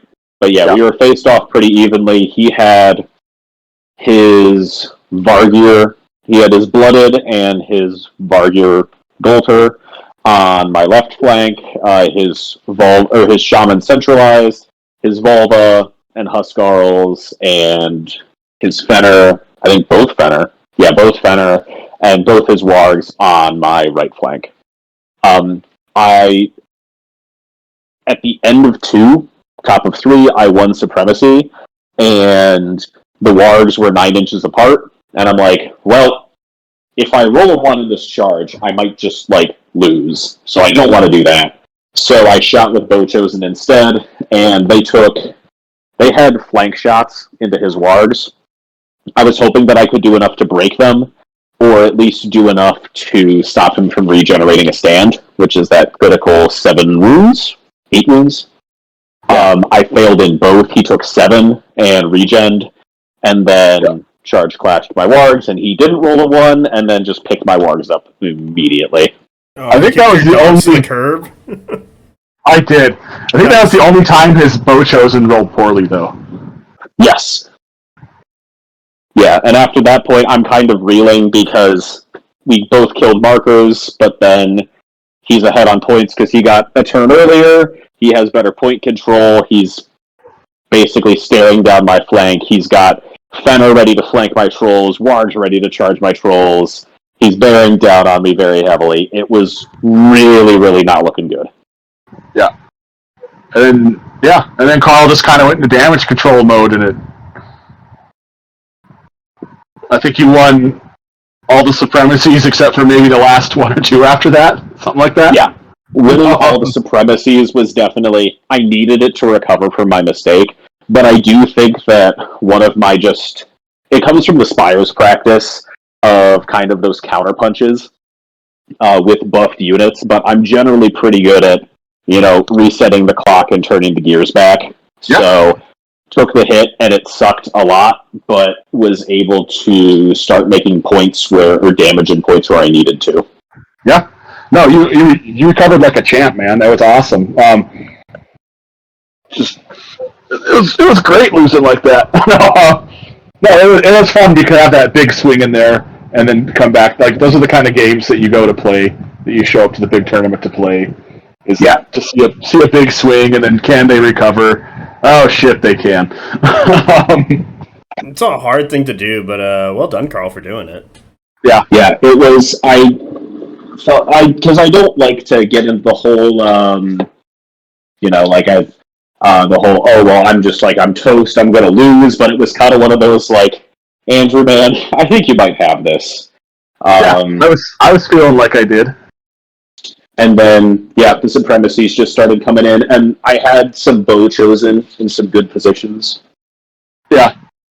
I don't feel like I was making, big mistakes after that, either. No, I think you won. You just set yourself up and just started grinding back, and... Yeah. I think the only mistake that I could identify you making was charge clashing my Huskarls with a Fenr.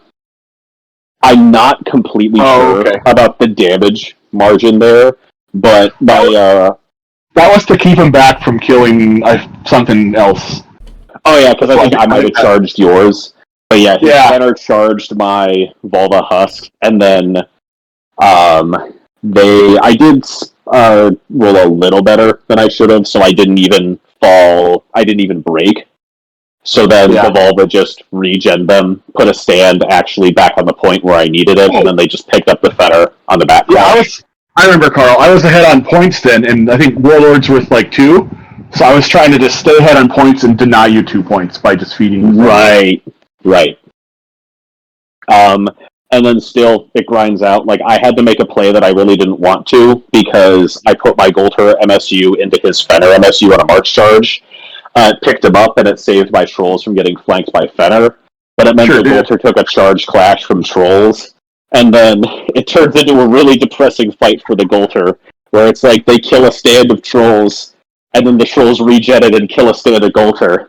And then the Goltr rally and do a couple wounds to trolls. And then trolls regenerate and kill the Goltr. Yeah. It was worse grinding than a high school dance. Exactly. Oh my god. Oh. So all in all, I think it started to wrap up a little bit. I think the points start to swing in those because I was able to pick up that second marker and get a couple times. Oh yeah, scoring. Yeah. I think we knew at turn 6-7 that you had pulled it out of the fire for sure. And I was just fighting for any points I could get at that point for whatever tiebreakers, secondary tiebreakers or whatever. Yeah. But yeah, I think it's a really tough one. I think I'm going to give this game a 9.1 or something. Wow, 1.1 better than Peter?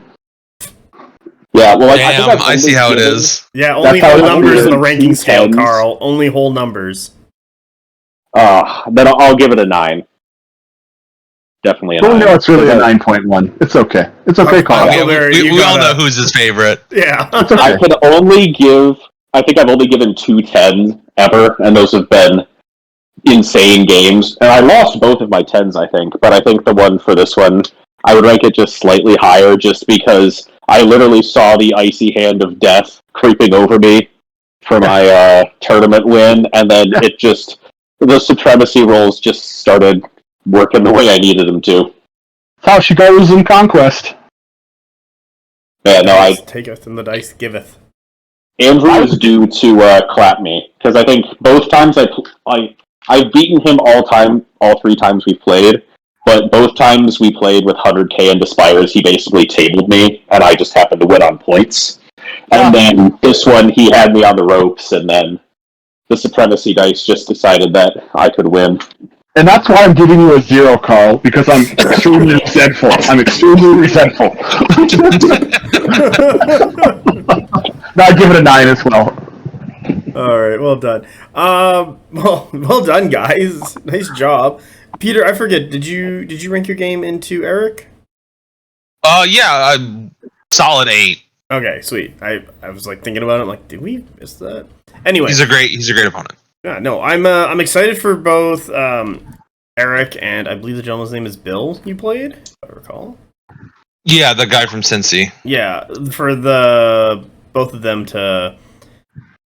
Oh, what is it? Maybe take another year in Conquest, get better, and like really be contenders going forward. Oh, you meant Will, the other local. Yeah, Will and Eric. Will was my round 1. Okay. Can I add one more thing about Carl and I's game? Yeah, of course. It's not. Yeah. So it really was Wolf 359 for me. I was like the Federation going in real cocky and feeling good, thinking that I could beat one board cube. I could do that, but then many more show up and they just take you down. So yeah, Carl was truly Lucius Borg in that one. Oh well, thank you. Because this was a Star Trek reference. Exactly, I love Star Trek. I just watched that episode actually this weekend. You need both of them? It's a 2-parter, sir. Oh yeah, both of them. I'm sorry. It's the end of season 3 and start of season 4 of Next Generation, if anyone's curious. Yeah, so I was alive when that came out, and I had to wait, Carl, and it sucked. That came out 10 years before I was born. Yeah. He's just streaming on Netflix at this point. Yeah. No, I mean, the heroes of that matchup were the Bosun, and it was also the only game where the Bosun actually made a charge clash with the Konungyr. Yeah, thanks for bringing that up. It was one of those, I don't generally consider it a win harder. In this case, it was actually whether or not I was going to be able to double score points for the rest of the game, because I needed my trolls to stay alive. So instead of taking the shots in the flank, I charge clashed, and both those are opportunists. They're pretty nasty. Yeah, I think he scored because of the +1 command stand. Yes. Yeah. And then the trolls healed and moved on to the point the next turn. Yeah, which is like a hilarious way to end that game. Honestly. Yeah. Oh, well done. All right, gentlemen. Final round. It is. I don't know. Do you want to go? Let's go with Huckleberry. You get to do your final round first. You played into Will. That Tom guy? Nope. Fuck. That's round 1. You're playing to the Tom guy. To me, it's flip. Hey, it's okay. Until this moment, I thought that Canada had better schools than the United States. Oh, don't worry. We're not going to get into the schools in the 60s. Okay. No one wants to do that. That's a Canadian political joke. I'm sorry. No, it's okay. I'm Canadian. I'm going to bring up our own history and stuff because it is interesting, but it is also not as well. It's also just as messed up as America, but I feel like less guns. That probably checks out. Yeah. All right. Tell me about your fight to this Tom guy. Oh, we played Melee into it, and I got my Tom was pretty fun to play. I think he had rested up from playing Karl because he played very strong into me. And it was a tough mid game for me for sure, where I could have lost it. But yeah, City States Monster Mash is solid, man. Okay, so solid. What are you looking into to deal with his 6 heavies, or his 4 heavies and two medium monsters? So my big plan is to just throw a blooded trolls right into one of his Talos as soon as I can. Just kind of hang back, wait for that opportunity to come up, and just be like, now you got to spend the rest of your life trying to kill me. And I was able to do that, and stand on the zone to do that as well. So while the trolls were fighting the Talos, I was able to put a couple more stands onto a zone to actually score it from the Talos as well. So that felt good. But really, the champion of this matchup was Nords' early scoring. That's okay. Thank goodness for Nords' early scoring. Yeah, because he hit me back pretty hard mid game, and I wasn't sure that I was going to pull it out, and then I did. I had to do a lot of charge blocking against him because Karl brought up that turn, the overrun turn, where all your monsters just decide to go ape shit. Mm-hmm. I had a charge block, so they couldn't do that. So it'll be a lot of engaging with Fenr only 2 wide in his front, that kind of thing. So he couldn't charge one in the front or sneak by or something. So yeah, he made me play real cagey, and it was fun. Nice. So did his reinforcement rolls ever dictate did he get stuff on in a decent I want to say decent reinforcement curve, or no, did he have a heavy coming on 5 again like the last time? He had a heavy coming on 5 again. He had a medium coming on 4. No, his reinforcement rolls did not go his way for sure. So that just gave me extra time to score in the mid-early game. Yeah, it seems to be one of the weaknesses of the Monster Mash list is they're weak into early scoring. I know he has the Thorkides and the Chariots to try and help that. Yeah. But still, the Thorkides I believe is only scoring 1 zone. The Chariots are also scoring, but you can kind of deal with 2 Chariots. I found you can deal with 4 Chariots. It's when you get past 4 it becomes a problem. Yeah. It's the playtesting concern that we're all kind of sitting around on is that, everyone knows that light scoring is the problem, but that nasty thing that's waiting right behind the hill of light scoring is Monster Mash. Because the second, we push scoring to 3, we remove light scoring, all of a sudden Monster Mash lists are filling up everywhere, they're getting out of points, and you're never getting them off. They're doing their stretches right now, just wait. Well, also it encourages more heavies. because the scoring's going on 3, like your heavies are becoming relevant. Like Yeah. they're going to be on the table, so you're going to see more heavy focus lists again. Yeah, I'd Like, like to see heavy. I don't know if you guys played way back when it was turn 4 scoring, but there was a lot more heavies in the game at that point. Well, that's also because Dragon Slayers were like D4, 8 wounds. They were D4, 8 wounds, and I think they were Harden 1 as well or something. Probably. No, fucking Dragon Slayers back then were annoying. Were they resolve 5 fearless as well? Yeah. It's wild that they're not fearless. Well, they scared of monsters. That's why they killed them. Yeah. I kill what I'm scared of. Yeah. Don't we all? Is that why Karl keeps winning? He's like, Huckleberry, stab! Peter, stab! Oh, maybe. I'm Okay, terrified of orphans. well done on your win. Well done on 3rd place. Congratulations. Good job, man. Thanks. You're welcome. Peter, And I got the yell Huckleberry Smash. It was fun. did you shout it really loud when they declared round 5 or something, or what? No, at the awards. Oh, Because okay. I'm a terrible loser like that. I gotta. No, you're not. You're really good. It's all I have. Okay. He's got a thing, and he has to do the thing. I remember Adepticon 2024, and it was like, oh, that's Huckleberry. He's like pioneering the 12 Ashen Dawn list. He's really good at it. I'm like, oh, okay, I should probably say hi or something. And then round 6, you're like, Huckleberry like super loud. I'm like, all right, this guy's cool. That's what cemented Can you confirm. being cool. And then I think you beat Kang as well. Adepticon 2024. Yeah, that was a fun game too. Yeah. Okay, Peter, your round 5. Let's go. His name was Sergio. He is a west side of Michigan local. I think he's from Kalamazoo, but he primarily plays at Karl's store in Grand Rapids. He was a great guy. He had some interest. So I guess the biggest issue that kind of maybe bogged him down is that there were 2 pieces of impassable in the middle of the table, basically opposing the 6-inch zone. So there was 1 piece of impassable on the grid above my 6-inch zone and right below his.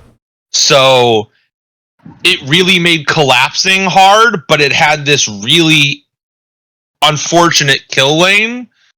And this is another example of not being ready for Nord's aggression. He like rocketed his like VCI up the field. Like they were past the halfway line on turn 2. Oh shit, he has double VCI. Yeah, it was weird. Karl, are He you said- okay? Look, VCI haven't been table ready in like 2 years. Okay, please continue, Peter. No worries. I mean, what happened kind of proves the point. He's a very, very nice guy. Let me just start with that. I thoroughly enjoyed our game. We talked like a ton afterwards. I've met him a couple times, but never really got a chance to talk to him just because of the way events have gone in the past. But yeah, I think he thought the best way to stop Nord aggression was to just get out in front of me and to apply pressure of his own. But what ended up happening is that my bosun just killed whatever he fed at me, and then I healed back any damage he did to me. And so by turn 3, I'm on the 9-inch zone and getting ready to push into his because he had woods in his back left corner. So if I won the supremacy, which I did, I just charged into the woods. So his Leon and Avatar would have to have their shots. His marksman clones were what I charged, so they couldn't fire at me. And his Centaur Avatar, which he kind of got reinforcement screwed. He had 1 Centaur on the board turn 3, couldn't do anything. So I'm just pushing him back into his like deployment line. And I am just applying as much pressure to the point where my entire left side comes around the impassable and just starts going in on his back flank. This is really kind good. of Keep going. the textbook case of why melee should never be the final round of a tournament. Is it because your score is 6 to 122? Yes. I wasn't going to bring that up, but yeah, it ended up being a pretty lopsided victory in my sense. Peter, would you say that your Bo Chosen are a machine that turns units into victory points? Yes. They're a machine that turns Spires into VPs. Yes. Yeah, he did not score a single kill point, unfortunately. Oh, Jesus. Damn. I was going to say, coming into this as from the perspective of being a Spires player who's played a lot of Spires. First of all, yeah, this is why you don't play Leonin, because their AP2 deadly is nice, except Nords heal back faster. They have a ton of Tenacious everywhere, and they're all E2 and literally don't care about your AP that you're paying for. But also with Spires units, they want to be able to dogpile, which means, and get flanks, which means they have to take hits first, which is why you don't play that far aggro. And they really don't want to get into one-on-one fights, which is exactly what happens when you play like that. And trolls love fighting things one-on-one. I mean, it's why you end up with a full health army versus an empty table. Okay, I just noticed this. Lineage, Prideborn, Double Centaur, Avatar, and Avatar. He had no Marksman? Yeah, well, he had no, what the He had 2 units of Marksman, 2 MSUs. No, he had 2 MSUs of Marksman clones, he had 2 units of Vanguard clone initiates, but he doesn't have the Leonian Avatar for the Prideborn to sit in, so I guess he put them in the Centaur Avatar? Oh, yeah, no, I'm confusing my round 1 and my round 5. He had no Leonin. He had Centaur Avatar. The Leonin was in one of the Centaurs. How, did that do anything? I want to know what the idea was behind that. So I think his idea was to rocket it up the board and just burn out. And oh no, you can't. It's Sovereign Lineage. You can't burn out, right? So yeah. I think his idea was to just have it be kind of like a Crimson Tower-esque piece that could dish out some range, but it didn't really work. Yeah, sorry. It's not a good argument in favor of the unit. But when people on the international have peddled it, like charlatans, it's usually to run double heavies, because you put the Prideborn with the flank mastery in the Centaurs, and then you get the Centaur block with flank, and then do things, I guess. But the Prideborn is so he didn't have the flank mastery. Yeah, no, and that's what I mean. Didn't even have the flank mastery, so the heavies still aren't coming on when they need to. It's just a little bit of an unfortunate list, unfortunately. Would you say that list was unable to hold the Centaur of the field? Yes. Why I the would fuck say, are you I would invited? say. No, I'm joking, but I'm getting killed by dad jokes. This is my only purpose. I mean, there's a reason why Andrew's going to be naming all of my lists going forward. He has to. Your list naming needs is dog shit. There's a reason why you're not allowed to name lists either, and Karl names the lists. Oh, because I fuck around too much. No, I'm just very uniform with my lists, and they state their exact purpose. Mine still aren't as bad as Chuck. His are just dates. Yeah. He works at a school. Okay, now I gotta check out his list. It just says Indy. Yeah. Hey, at least it's four characters this time, not just. Yeah. Yeah, get Huckleberry to name your list. Actually, all listeners, DM Huckleberry Smash on the Conquest Discord, or join the BonkTable Discord, and just DM them for list names. Yeah, thanks for that. There's going to be people DMing Andrew that he does not want to communicate with. This is a good time to let everybody know that I don't have notifications turned on. He's turning them on right now. I never gave a shit, never will. His Discord name is Mr. Tuna. Send all your info to Mr. Tuna. Oh my god. Actually, I thought it was Snapword. That would be awesome if Brian started naming people's work, though. Yeah. Funny as all hell. Okay, well done on your win there. Congratulations on second. You did very well. Now let's get into Karl. Karl, you have to fight the trickster god again. Oh, Jesus. Yeah. On Father's Day. It was Father's Day. And, It was you're the just like your perfect dad. father-son matchup for all time. Yeah. Yeah. Okay. He's my spiritual father, if not physically. Can we? All right. We have to get into the elephant of the room. What the fuck was Chuck doing with his list? Like, I need to know. Duck lists are always a thing where people get very confused by them, and then you play into them once, and you're like, oh, that makes sense. This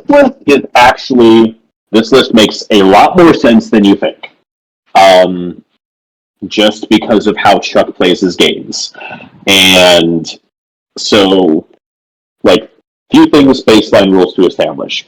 One, Chuck is usually going to roll about 60-40 on dice odds. We don't have an explanation for it. We'll give him our own dice. He'll roll them. He'll roll six. He'll usually roll about just a little bit better than he should. Maybe 1 to 2 more rolls than mathematically average on like every roll in the game. It's just the Chuck magic. Like we said, he siphoned away some of Steve's luck at birth. Oh my god, he probably was over Steve being like, well, let me kick that umbilical cord for you, child. And then took it and ran Jesus off. Christ. But no, I think Chuck's still only like 6 years older than Steve, maybe. Oh, probably older than anyway. But yeah, no. So there's that. This list, Steel Shaper is a tricky thing to play. I actually know I've talked with Powell, who I know Podless is the world champion and is a fantastic player. I typically regard Powell. I think he might just be the best player. I know he gets second place a lot over in Poland, but just talking with him, his mathematical breakdown of the game is second to none, I think, at least. And we've talked about Steel Shaper before because he's pretty convinced that that's the way to go with Dweg, and actually a very similar list to what Chuck played, just minus Dragon Slayers and stuff. But basically what you're looking at is a list that generates a lot of tokens, 4 per turn. All of the casters have shooting, chip damage for the Steel Shaper, legitimate threat with the Fireforged and the Ballistay. His casters are spec'd for more damage. He's got the Focused on the one in the Ballistay. So when he's throwing coruscations, because Chuck dice plus just Focused, he's usually hitting with everything. So yeah, it's just, even with interference, mind you.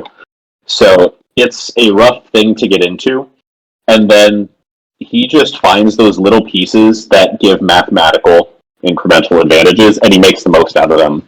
It's like those Zerkers that are taking the extra AOD. AOD 7 is really scary for MSUs, especially Trolls, because they want to regen, but they end up just losing a stand and maybe breaking before they can regen. It's scary for them. Everything in his list, actually, is very good at just clipping Nords.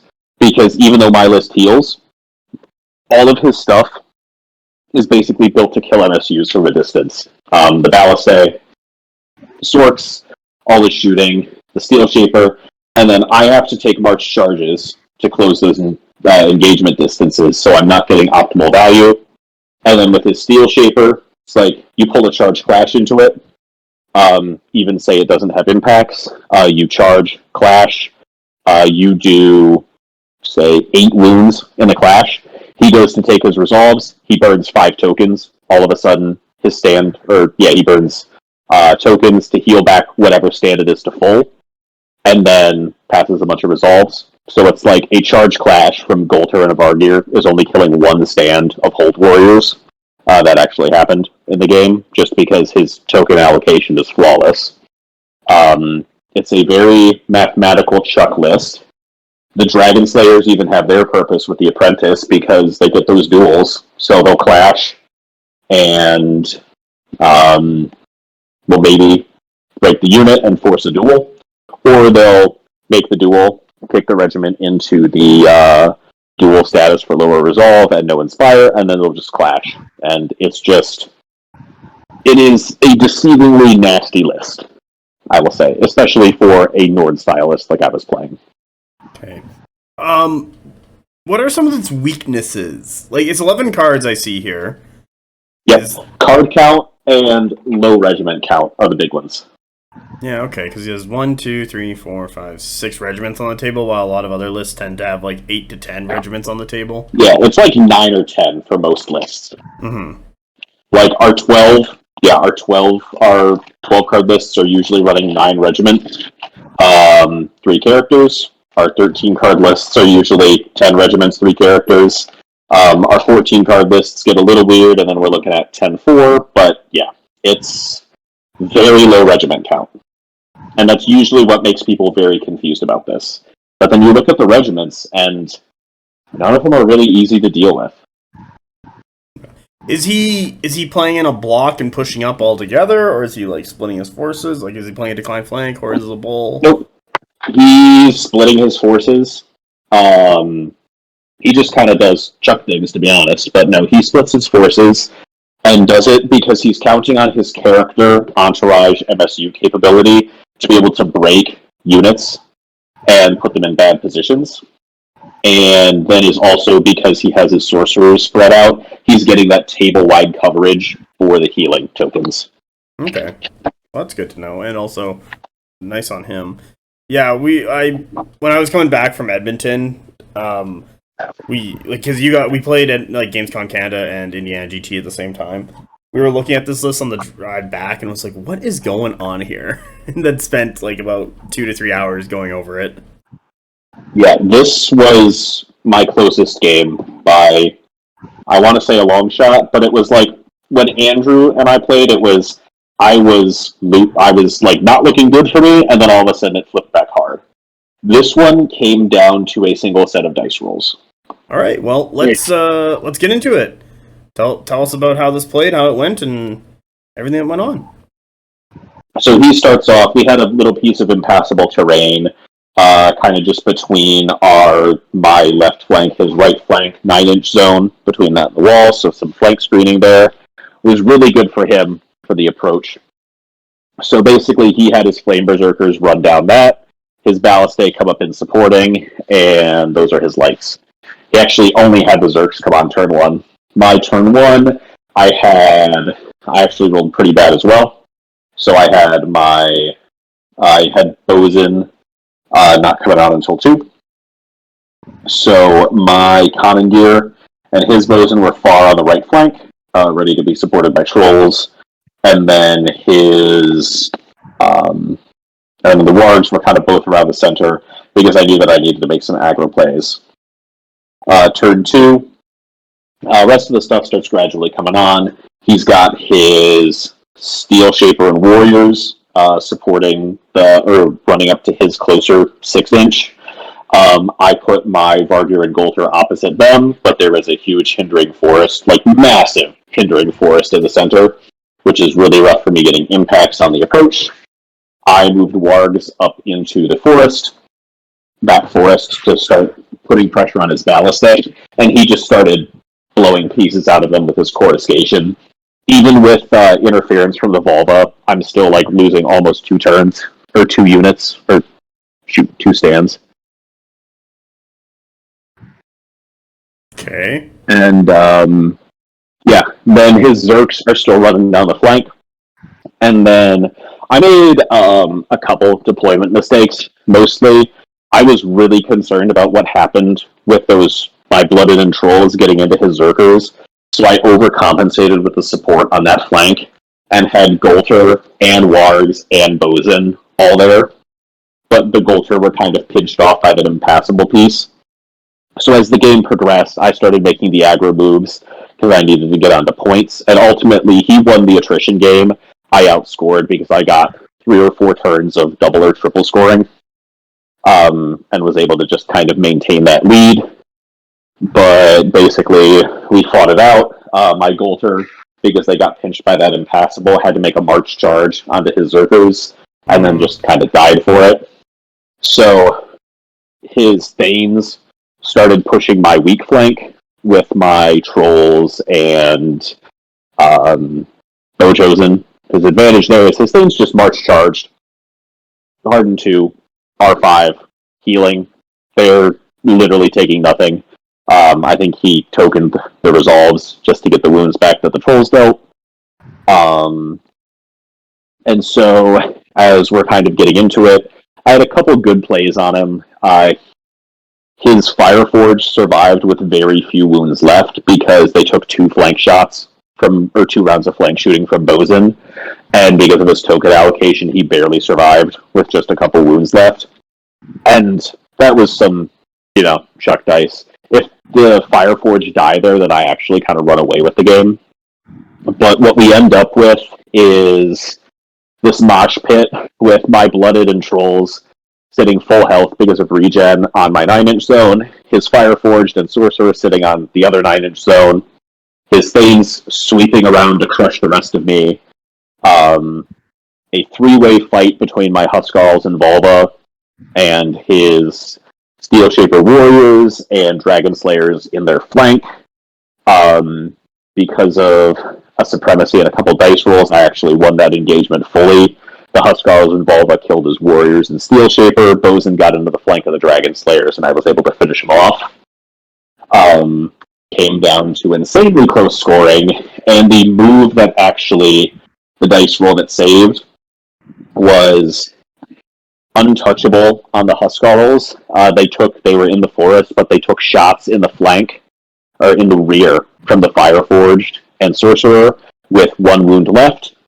He did 3 hits. I rolled 2 1s and a 6, and rolled a 3rd one on the reroll 6, which stopped my Warlord from dying and giving him 6 points, and then they ran away and started healing up, which ultimately let me win the game. Nice. Well done, man.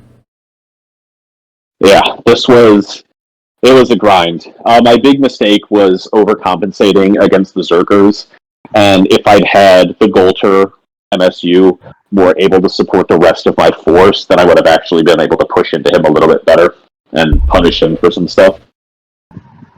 Yeah, okay. I agree. I can see that. Would you rank this as a 10? Or... I'm going to give it a 9 as well. Oh, okay. I think you're going through the gauntlet of 9s. But not a 9.1? No, only no, I would give it Shaman. I would give it a 9. Because that's also, I look at this one, and actually my mistake that I made in my game with Peter as well was a misallocation of that Goltr MSU. And I did the same thing here.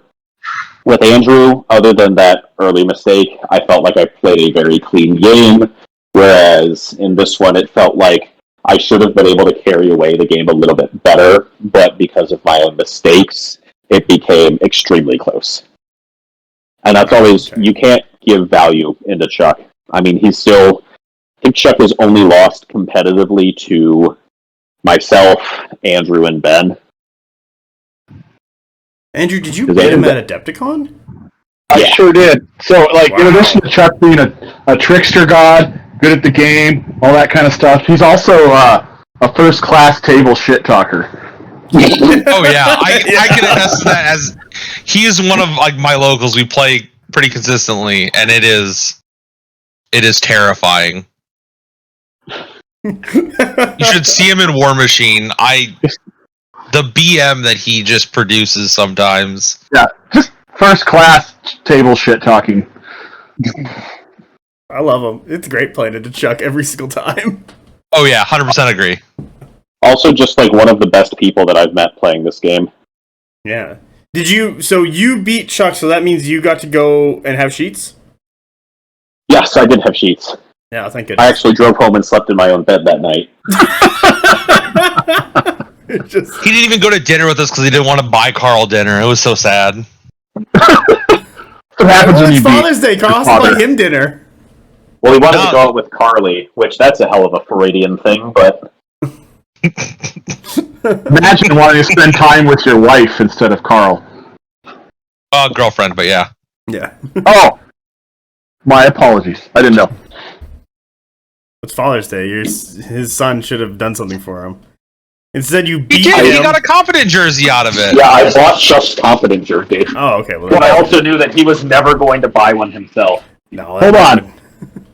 So do you think I could fuck with Chuck in the middle of a game and being like, when are you going to marry your girlfriend, Chuck? Oh, he'll clap back on that. Definitely. Okay, thank you. I don't know if I'm allowed to say what he told me when I met her. Oh, that their siblings. No, Yeah, we got one of our local. Oh no! She came up and like gave him a kiss. I think like before during our game, and I was like, "Oh, is this your girlfriend?" And he's like, "No, that's just a prostitute." And I'm like, "God damn it!" Fuck. No, that was he convinced. He just straight face told one of our locals that they were sisters, and he got like really concerned about it. Like was They were asking sisters around or and like trying to siblings? confirm. Siblings, but yeah, it like the person believed it for way too long.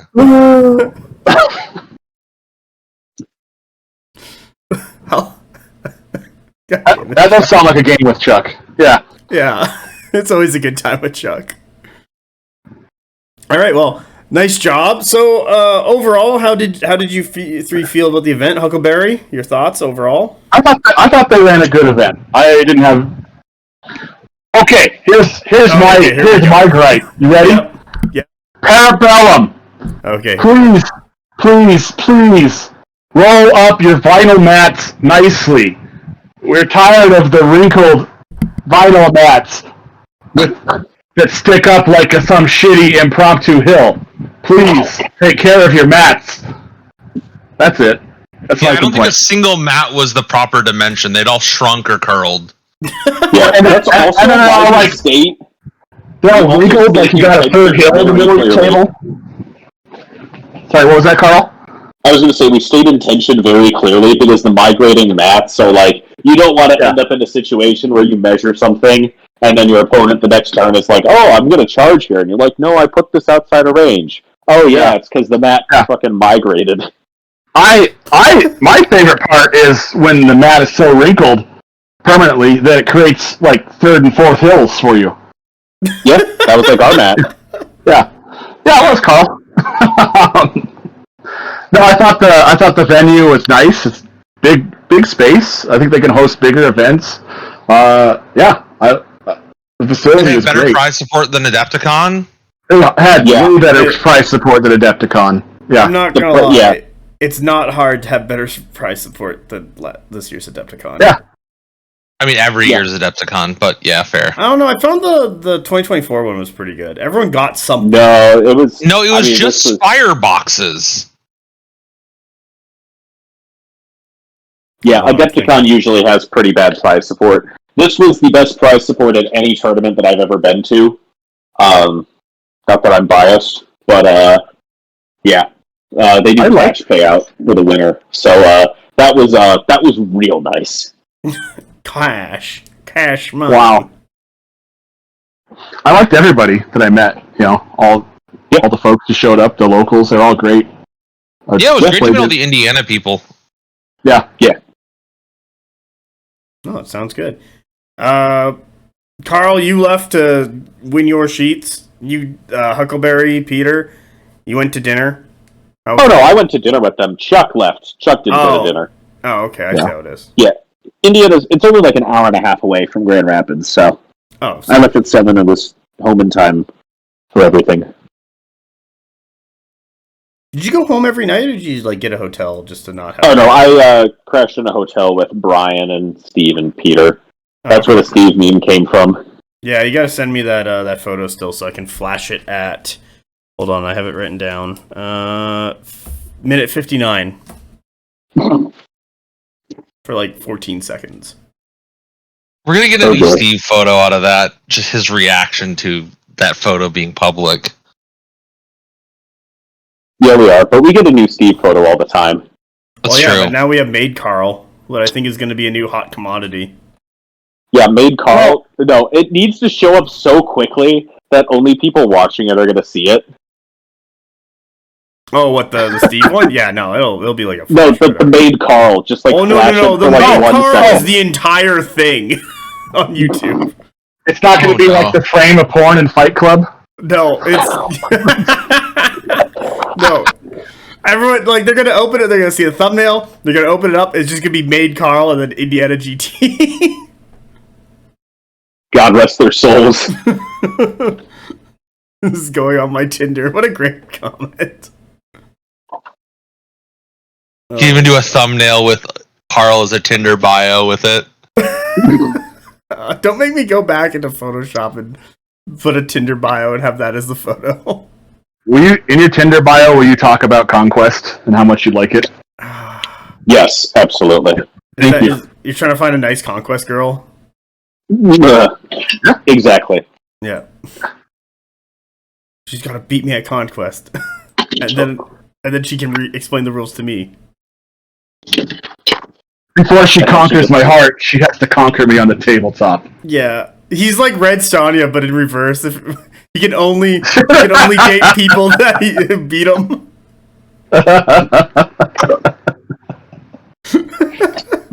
Oh my god. Yeah, so the restaurant, we went to it was a decent steakhouse after. I think, it's hard to compare things to Primal or Wards, but it was maybe not necessarily the best bang for your buck. But, we are never going to be allowed back there. Yeah. They didn't have chicken tenders, guys. I don't know. Yeah, the look they gave us when we room. walked in, they secluded us away from proper customers. They put us in a private room, but it's really, we were a bunch of nerds showing up in shorts and t-shirts, and we walk in and everyone is in 2 or 3 piece suits. Oh no. and I'm like, and they paraded us through the restaurant like a circus before they took us to our private room. Just a shame parade. Yeah. Yeah. I felt ashamed. Yeah, and then, and then I got a Wagyu that didn't really look or taste like a Wagyu that I paid too much for. And then, they slightly overcooked Peter's tomahawk steak, and, he made them recook the entire thing. It was like a $400 steak. Holy fuck. And, it was not that expensive, and it wasn't slightly overcooked. It was medium well, and I ordered it rare. All we know now, Peter, is the chef's kid is not getting braces because he had to pay for it. They literally, there was a huge window in front outside, and they literally, after, the waitress got a really somber look on the face, and the manager came out after his new tomahawk was cooked and said, it's being taken care of. And then they just, pull this guy in the white suit out of the kitchen and, put him in front of the window with a bag over his head, and they just fucking shot him in front of us. Holy fuck. What is wrong with this place?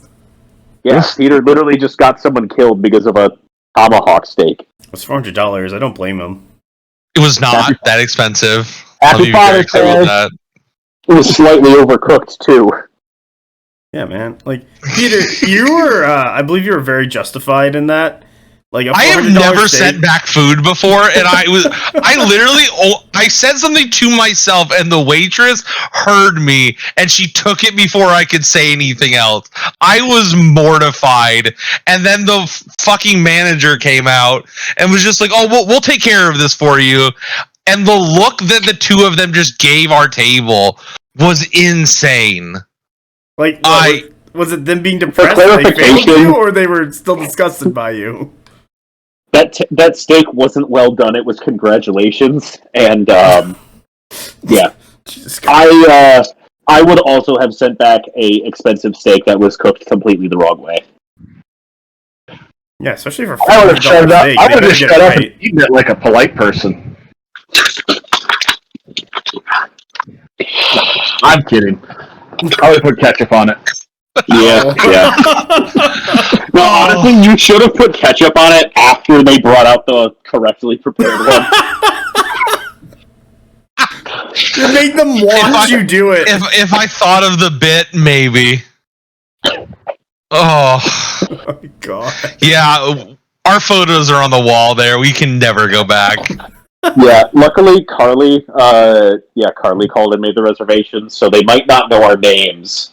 Yeah, I think she put it in under Peter the Great because she didn't know my last name. Oh, no.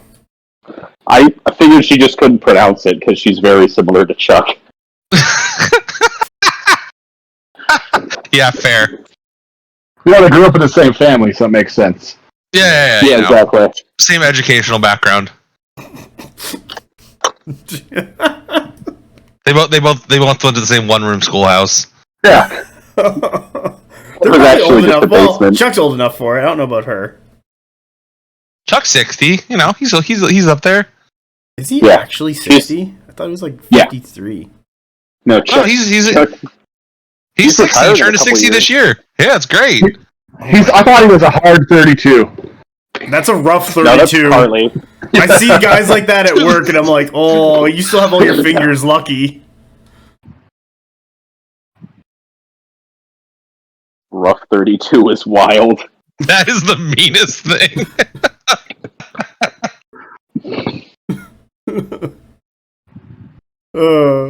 Okay, gentlemen. Anything closing? I know we have one thing we have to. I don't know what I'm even talking about. Anyway, we've got one big thing we got to plug. That is the Golden Rhino. Actually, first thing. Anyone else have anything to say before I start plugging this amazing event? I don't know. I feel like there's more to talk about, but Okay, then talk. I love Talk you. right now. I love you too. Oh, yeah. No, it's fair. I missed that. I ruined it. I'm sorry. It's awkward now. Yeah.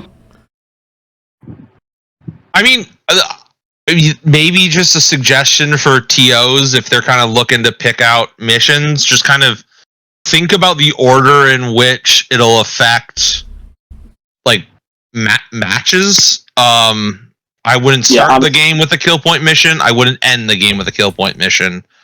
To be honest, it maybe started, putting kill point missions towards the front, near the middle, like rounds 2 and 3. You can do them round 1. I mean, honestly, kill point missions just round 1 and 2. It means that your good players are farming bad players in protected matchmaking, but it stops weird shit from happening. Because the big problem is huge scoring differentials at top tables that just plunge people down in rankings. But what about the casual? No, I'm not even gonna bother with that. I mean, but then casuals get farmed at some point, right? Like, Yeah, they were like getting casuals farmed will anyway, always, to be honest. casuals will always get farmed. they break through to a bracket standing that is going to be a lot rougher for them if they have to end on a kill point mission as opposed to like Maelstrom or something that's low scoring. Yeah, I mean, that is just, it's an interesting, I love talking about this kind of shit, but like, just the X1 brackets get really wild because you have people that they lost their first game to a shark and then they submarined for a little bit in the low tiers, or like they lost their second game to a shark, and then all of a sudden they're coming up in like round 4 and 5, and then they're coming down into like some insane fucker that just lost to the person who's going to win the tournament. Yeah, they're Like, just, about to get stomped on. I'm still thinking about the poor guy at Adepticon in 2024 who 3-0'd day 1, because you can submarine Adepticon easily just because there's so many people. Old Dominion player? Yeah, it was the old Dominion guy who 3-0'd day 1 because he didn't play anyone relevant, and then he got Chuck and I back-to-back on day 2, and then I think was just so demoralized that he just lost his last game. See the guy handing out certificates? Yeah, he was. I played him round 2, and I lost by 1 point. I got him round 6, and I got a certificate from him. So he got Chuck, Karl, Andrew on day 2. Oh, Jesus. That is a rough day 2. Yeah, That's super not a nice gauntlet, guy. Yeah. Ah! Yeah, that's not a gauntlet, that's a gangbang. Yeah, well. And Steve's had to run that gauntlet before, and it's rough. Yeah, actually, the worst one was when Steve lost to Chuck round 1, and then I got a pair down round 2 into Steve. Oh, no. And then he played me round 3. Just pull one out. I kept his certificate. I still have it. Yeah. I loved it. I was like, yeah. You gotta understand, it was really weird as a Canadian receiving, like, JFK, like, believes in you certificate. It's like, I'm not American. I told him. I don't believe in JFK. Yeah, I don't. He believes in you, Karl Mass, whoever you are. Yeah, he believes in you. Thanks. From beyond the grave. I just found it, like, really weird because I'm like, I am very much not American. I kept it. I'm like, this is sweet. You and Marilyn Monroe are smiling up at us right now. By the bones of JFK, I bless this game. Is that who Hazel is? It's just JFK? I could be the Kennedys, yeah. It's one of Yeah. those. A lot of drunk driving deaths in the Haslia family. Jesus Christ. Oh my God, Haslia got taken out by a brain worm. Jesus Christ, he's taken all the red 40 from the Legionary. Jesus Christ, there's no more red 40. I don't have an RFK impersonation, otherwise that would have been awesome. Yes. See, I'm glad we steered into more typical BonkTable topics. It felt like this was going a little too fast and a little too on topic. Mass, please cut the RFK jokes, because we have to travel in 2 months. Oh, shit, yeah. No. Nice. Like, if you want them cut, I'll cut them, but... No, I'm just kidding. Okay. Yeah. Man, I would love to be detained for making an RFK joke. From Well, what? maybe not. Europe I'm ice? really hoping that he'll devaccinate me and then I'll just not lose my autism.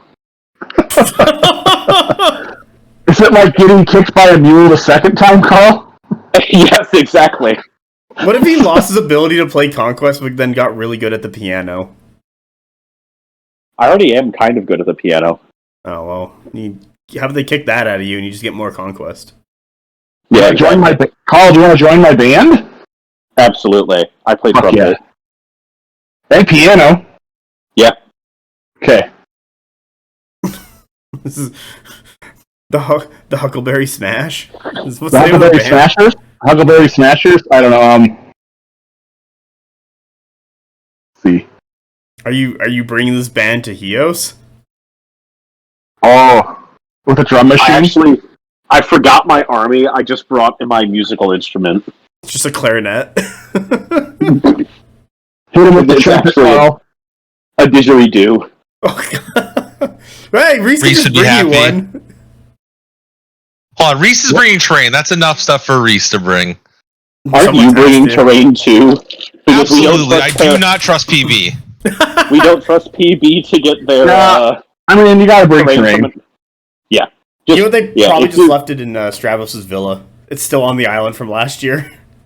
Well, Well, there wasn't terrain last year. That's the problem. yeah, they Yeah, have like what? 60 forests. Yeah, There's like 60 forests. I don't know if they had someone overnight it to them out in the middle of the Mediterranean. Or You the had- Aegean Sea. You had, like, 4 impassable per table, and then, like, everything else was forests. Yeah, because they really wanted to show off that new 3D printed terrain. Actually, I'm really curious.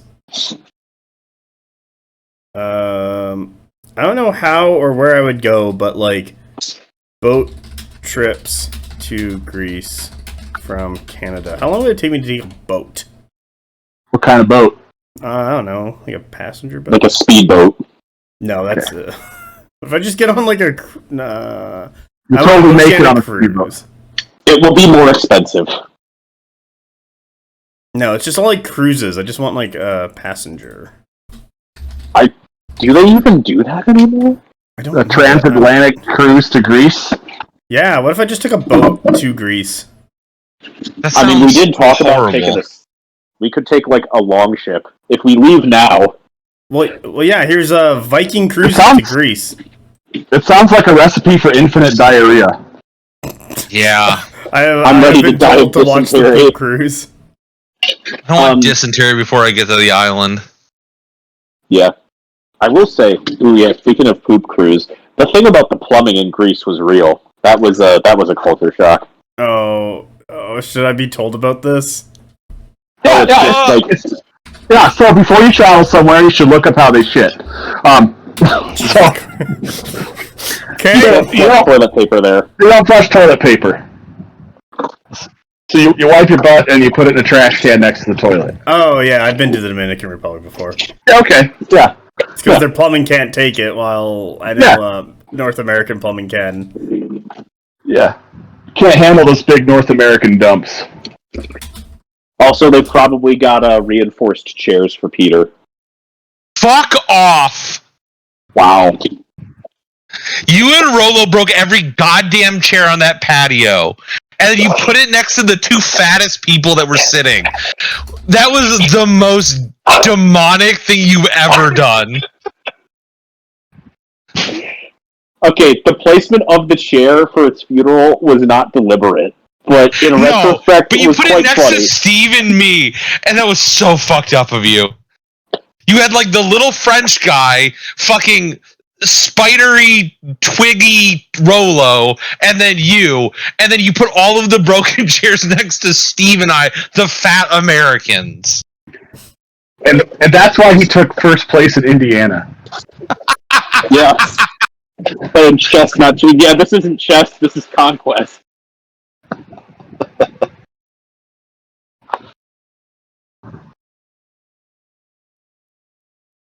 I brought extra toilet paper to grease, just in case.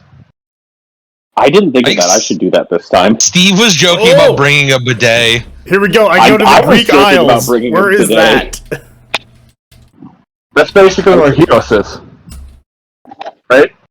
Yeah. I'm going to bring my water flosser and use it as a bidet. Fuck this. I might even not take a flight. I might as well just take a ride across the ocean.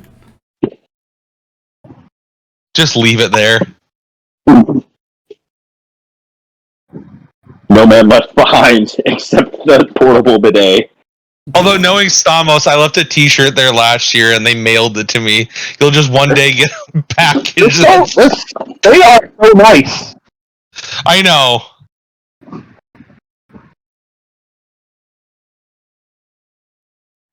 Like, genuinely, the Argo is such a great little hotel. Yeah. Yeah.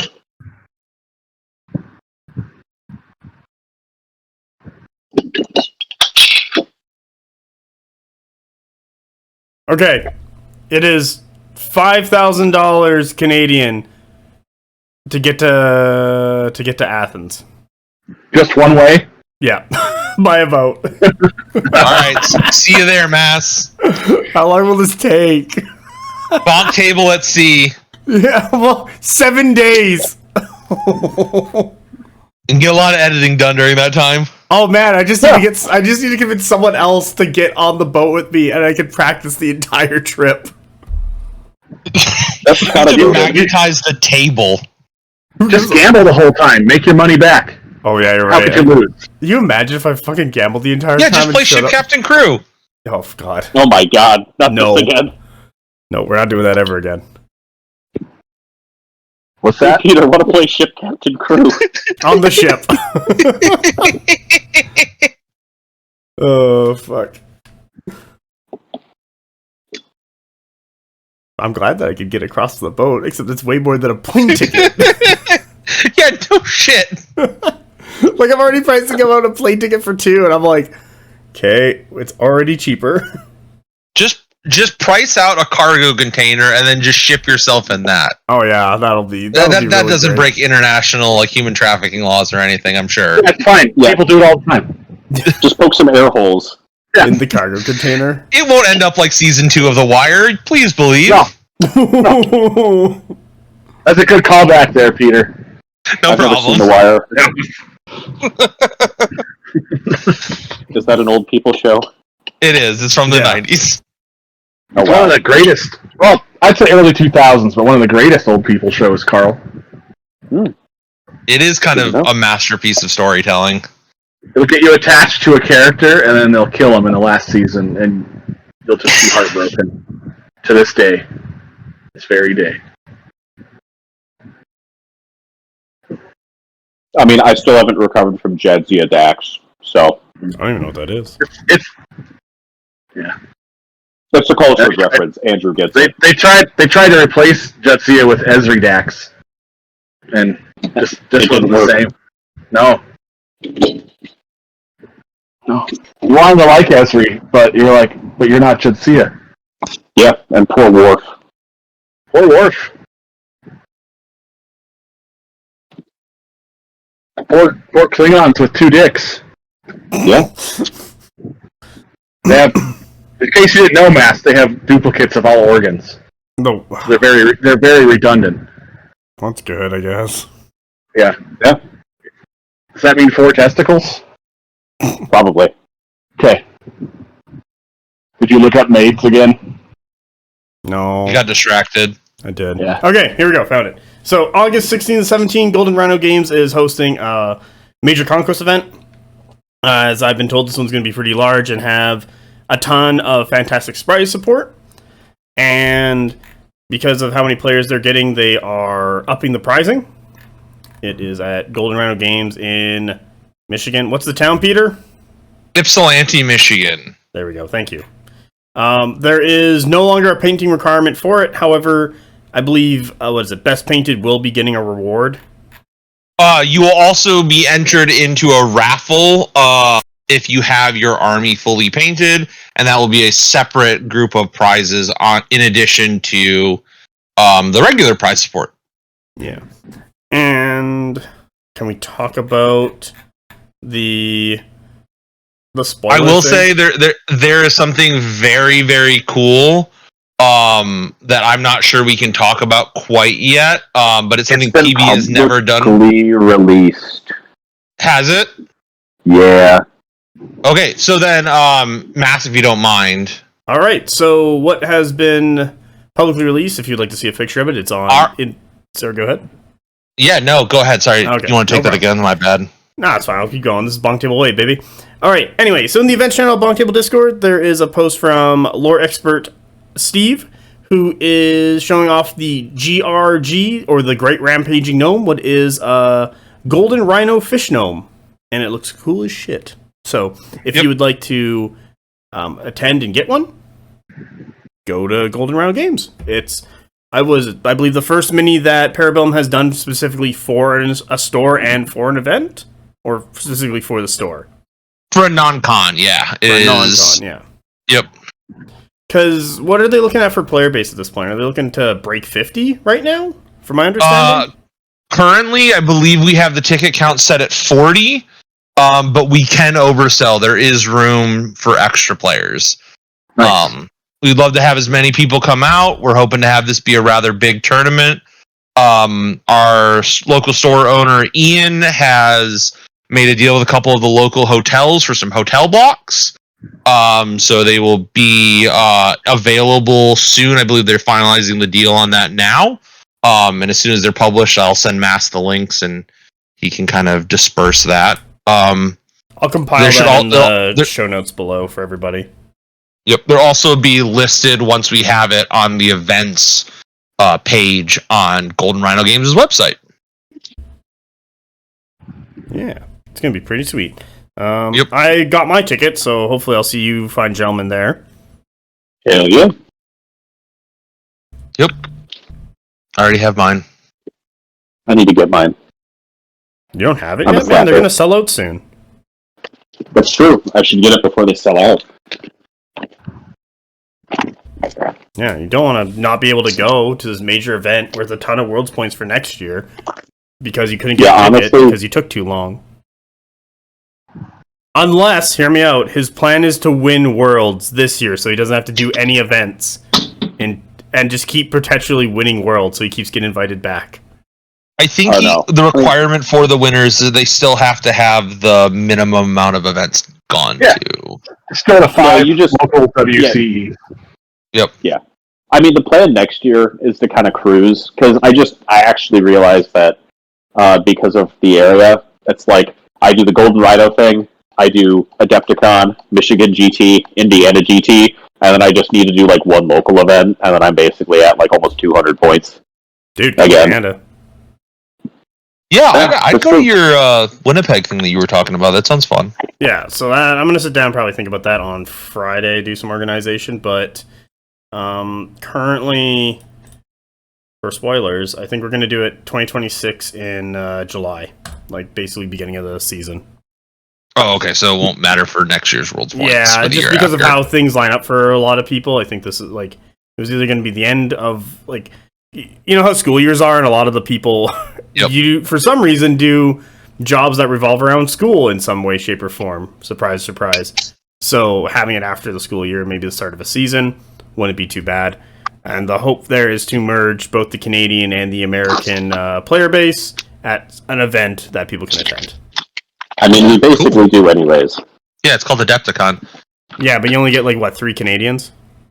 That's, unfortunate, but they should show up. Yeah, I was going to say that one of those Canadians is going to Worlds, which basically means you have to go if you want to be a contender. Yeah, I mean, I was talking to one of the French vanguards earlier about it, because, yeah, like, we saw so many people running their last-minute events over the weekend to try to lock in those Heroes points. I was sitting on my couch because I didn't care. I ran a last-minute event. It was fun. Andrew was I ran. Oh yeah, I saw Brownie play. That was cool to see. Yeah. She had a good time. Nice. Andrew was trying to use those 4th place points to take me out of 1st place. He just needs to beat you. That's all that matters. Wow. I meant for the global standings, because I think Andrew is the 2nd most points. He sure is. It's wild, because it's like, the top 10 are all Americans. Well, yeah, because Adepticon is huge, and that's why, like, ultimately the number of points doesn't mean anything outside of your own region. Because, like, the best players, like, some of the other best players in the world are, like, barely over 100, or are slightly below, just because, I mean, Adepticon was, like, 80 points.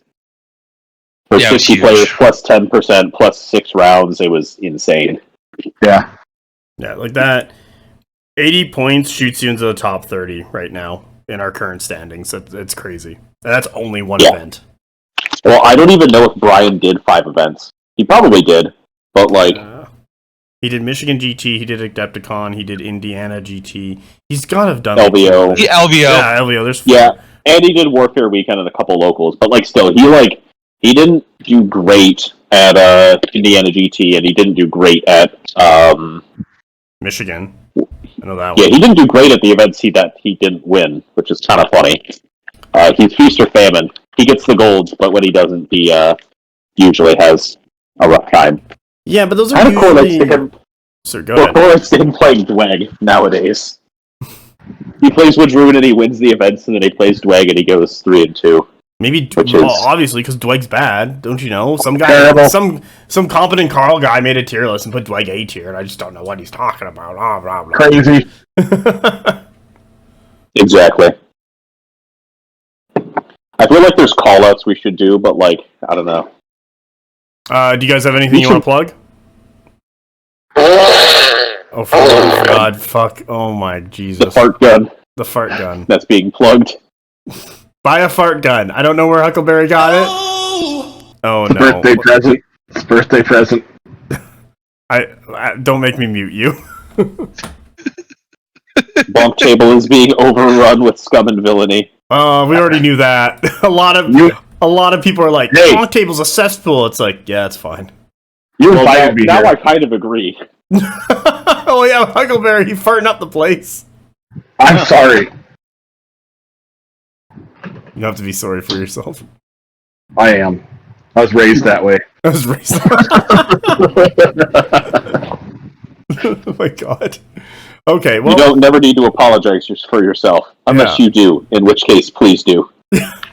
Maybe a little bit. Maybe a little apology. Apologize to be a little more respectful. All right, I have nothing to plug. I have no agenda. That's fine. All right, so then with that, thank you everyone for listening. Thank you for my wonderful guests, Karl, Andrew, Huckleberry Smash, and Peter, for joining me here today to talk about the Indiana GT. Greatly appreciated. Always thank a you pleasure. for going. Yeah, thank you. Yep. Thank you for going through all your games. And for any of the listeners, like and subscribe to the BonkTable YouTube channel. Join the BonkTable Discord, description link below. Join Cass's Twitter or X, and then join Cass's secret Twitter or X, what is way more entertaining if you just want to see absolute insanity. What else is there? Oh wait, Mass, can you put in a GoFundMe for the family of the server that Peter had killed? Oh. Peter, what did you do? I'm gonna kill myself. Oh, shit. You demonetize. I don't monetize anything, so it doesn't matter. Going to remonetize Mass so that they can demonetize him. Yeah. God damn it. That GoFundMe will be in the link for the video. If you said that to me, I'll put it in just for shits and giggles. It just funds my Kiosk trip.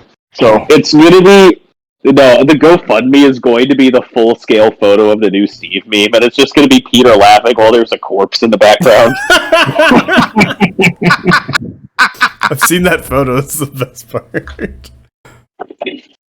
I like the crop version, but then it just gets so much better with the full one. Yeah, Steve is literally dead and deceased, and we're all just laughing. Oh, this poor man. All right. With that, thank you very much. Everyone have a great day. Bye. Bye.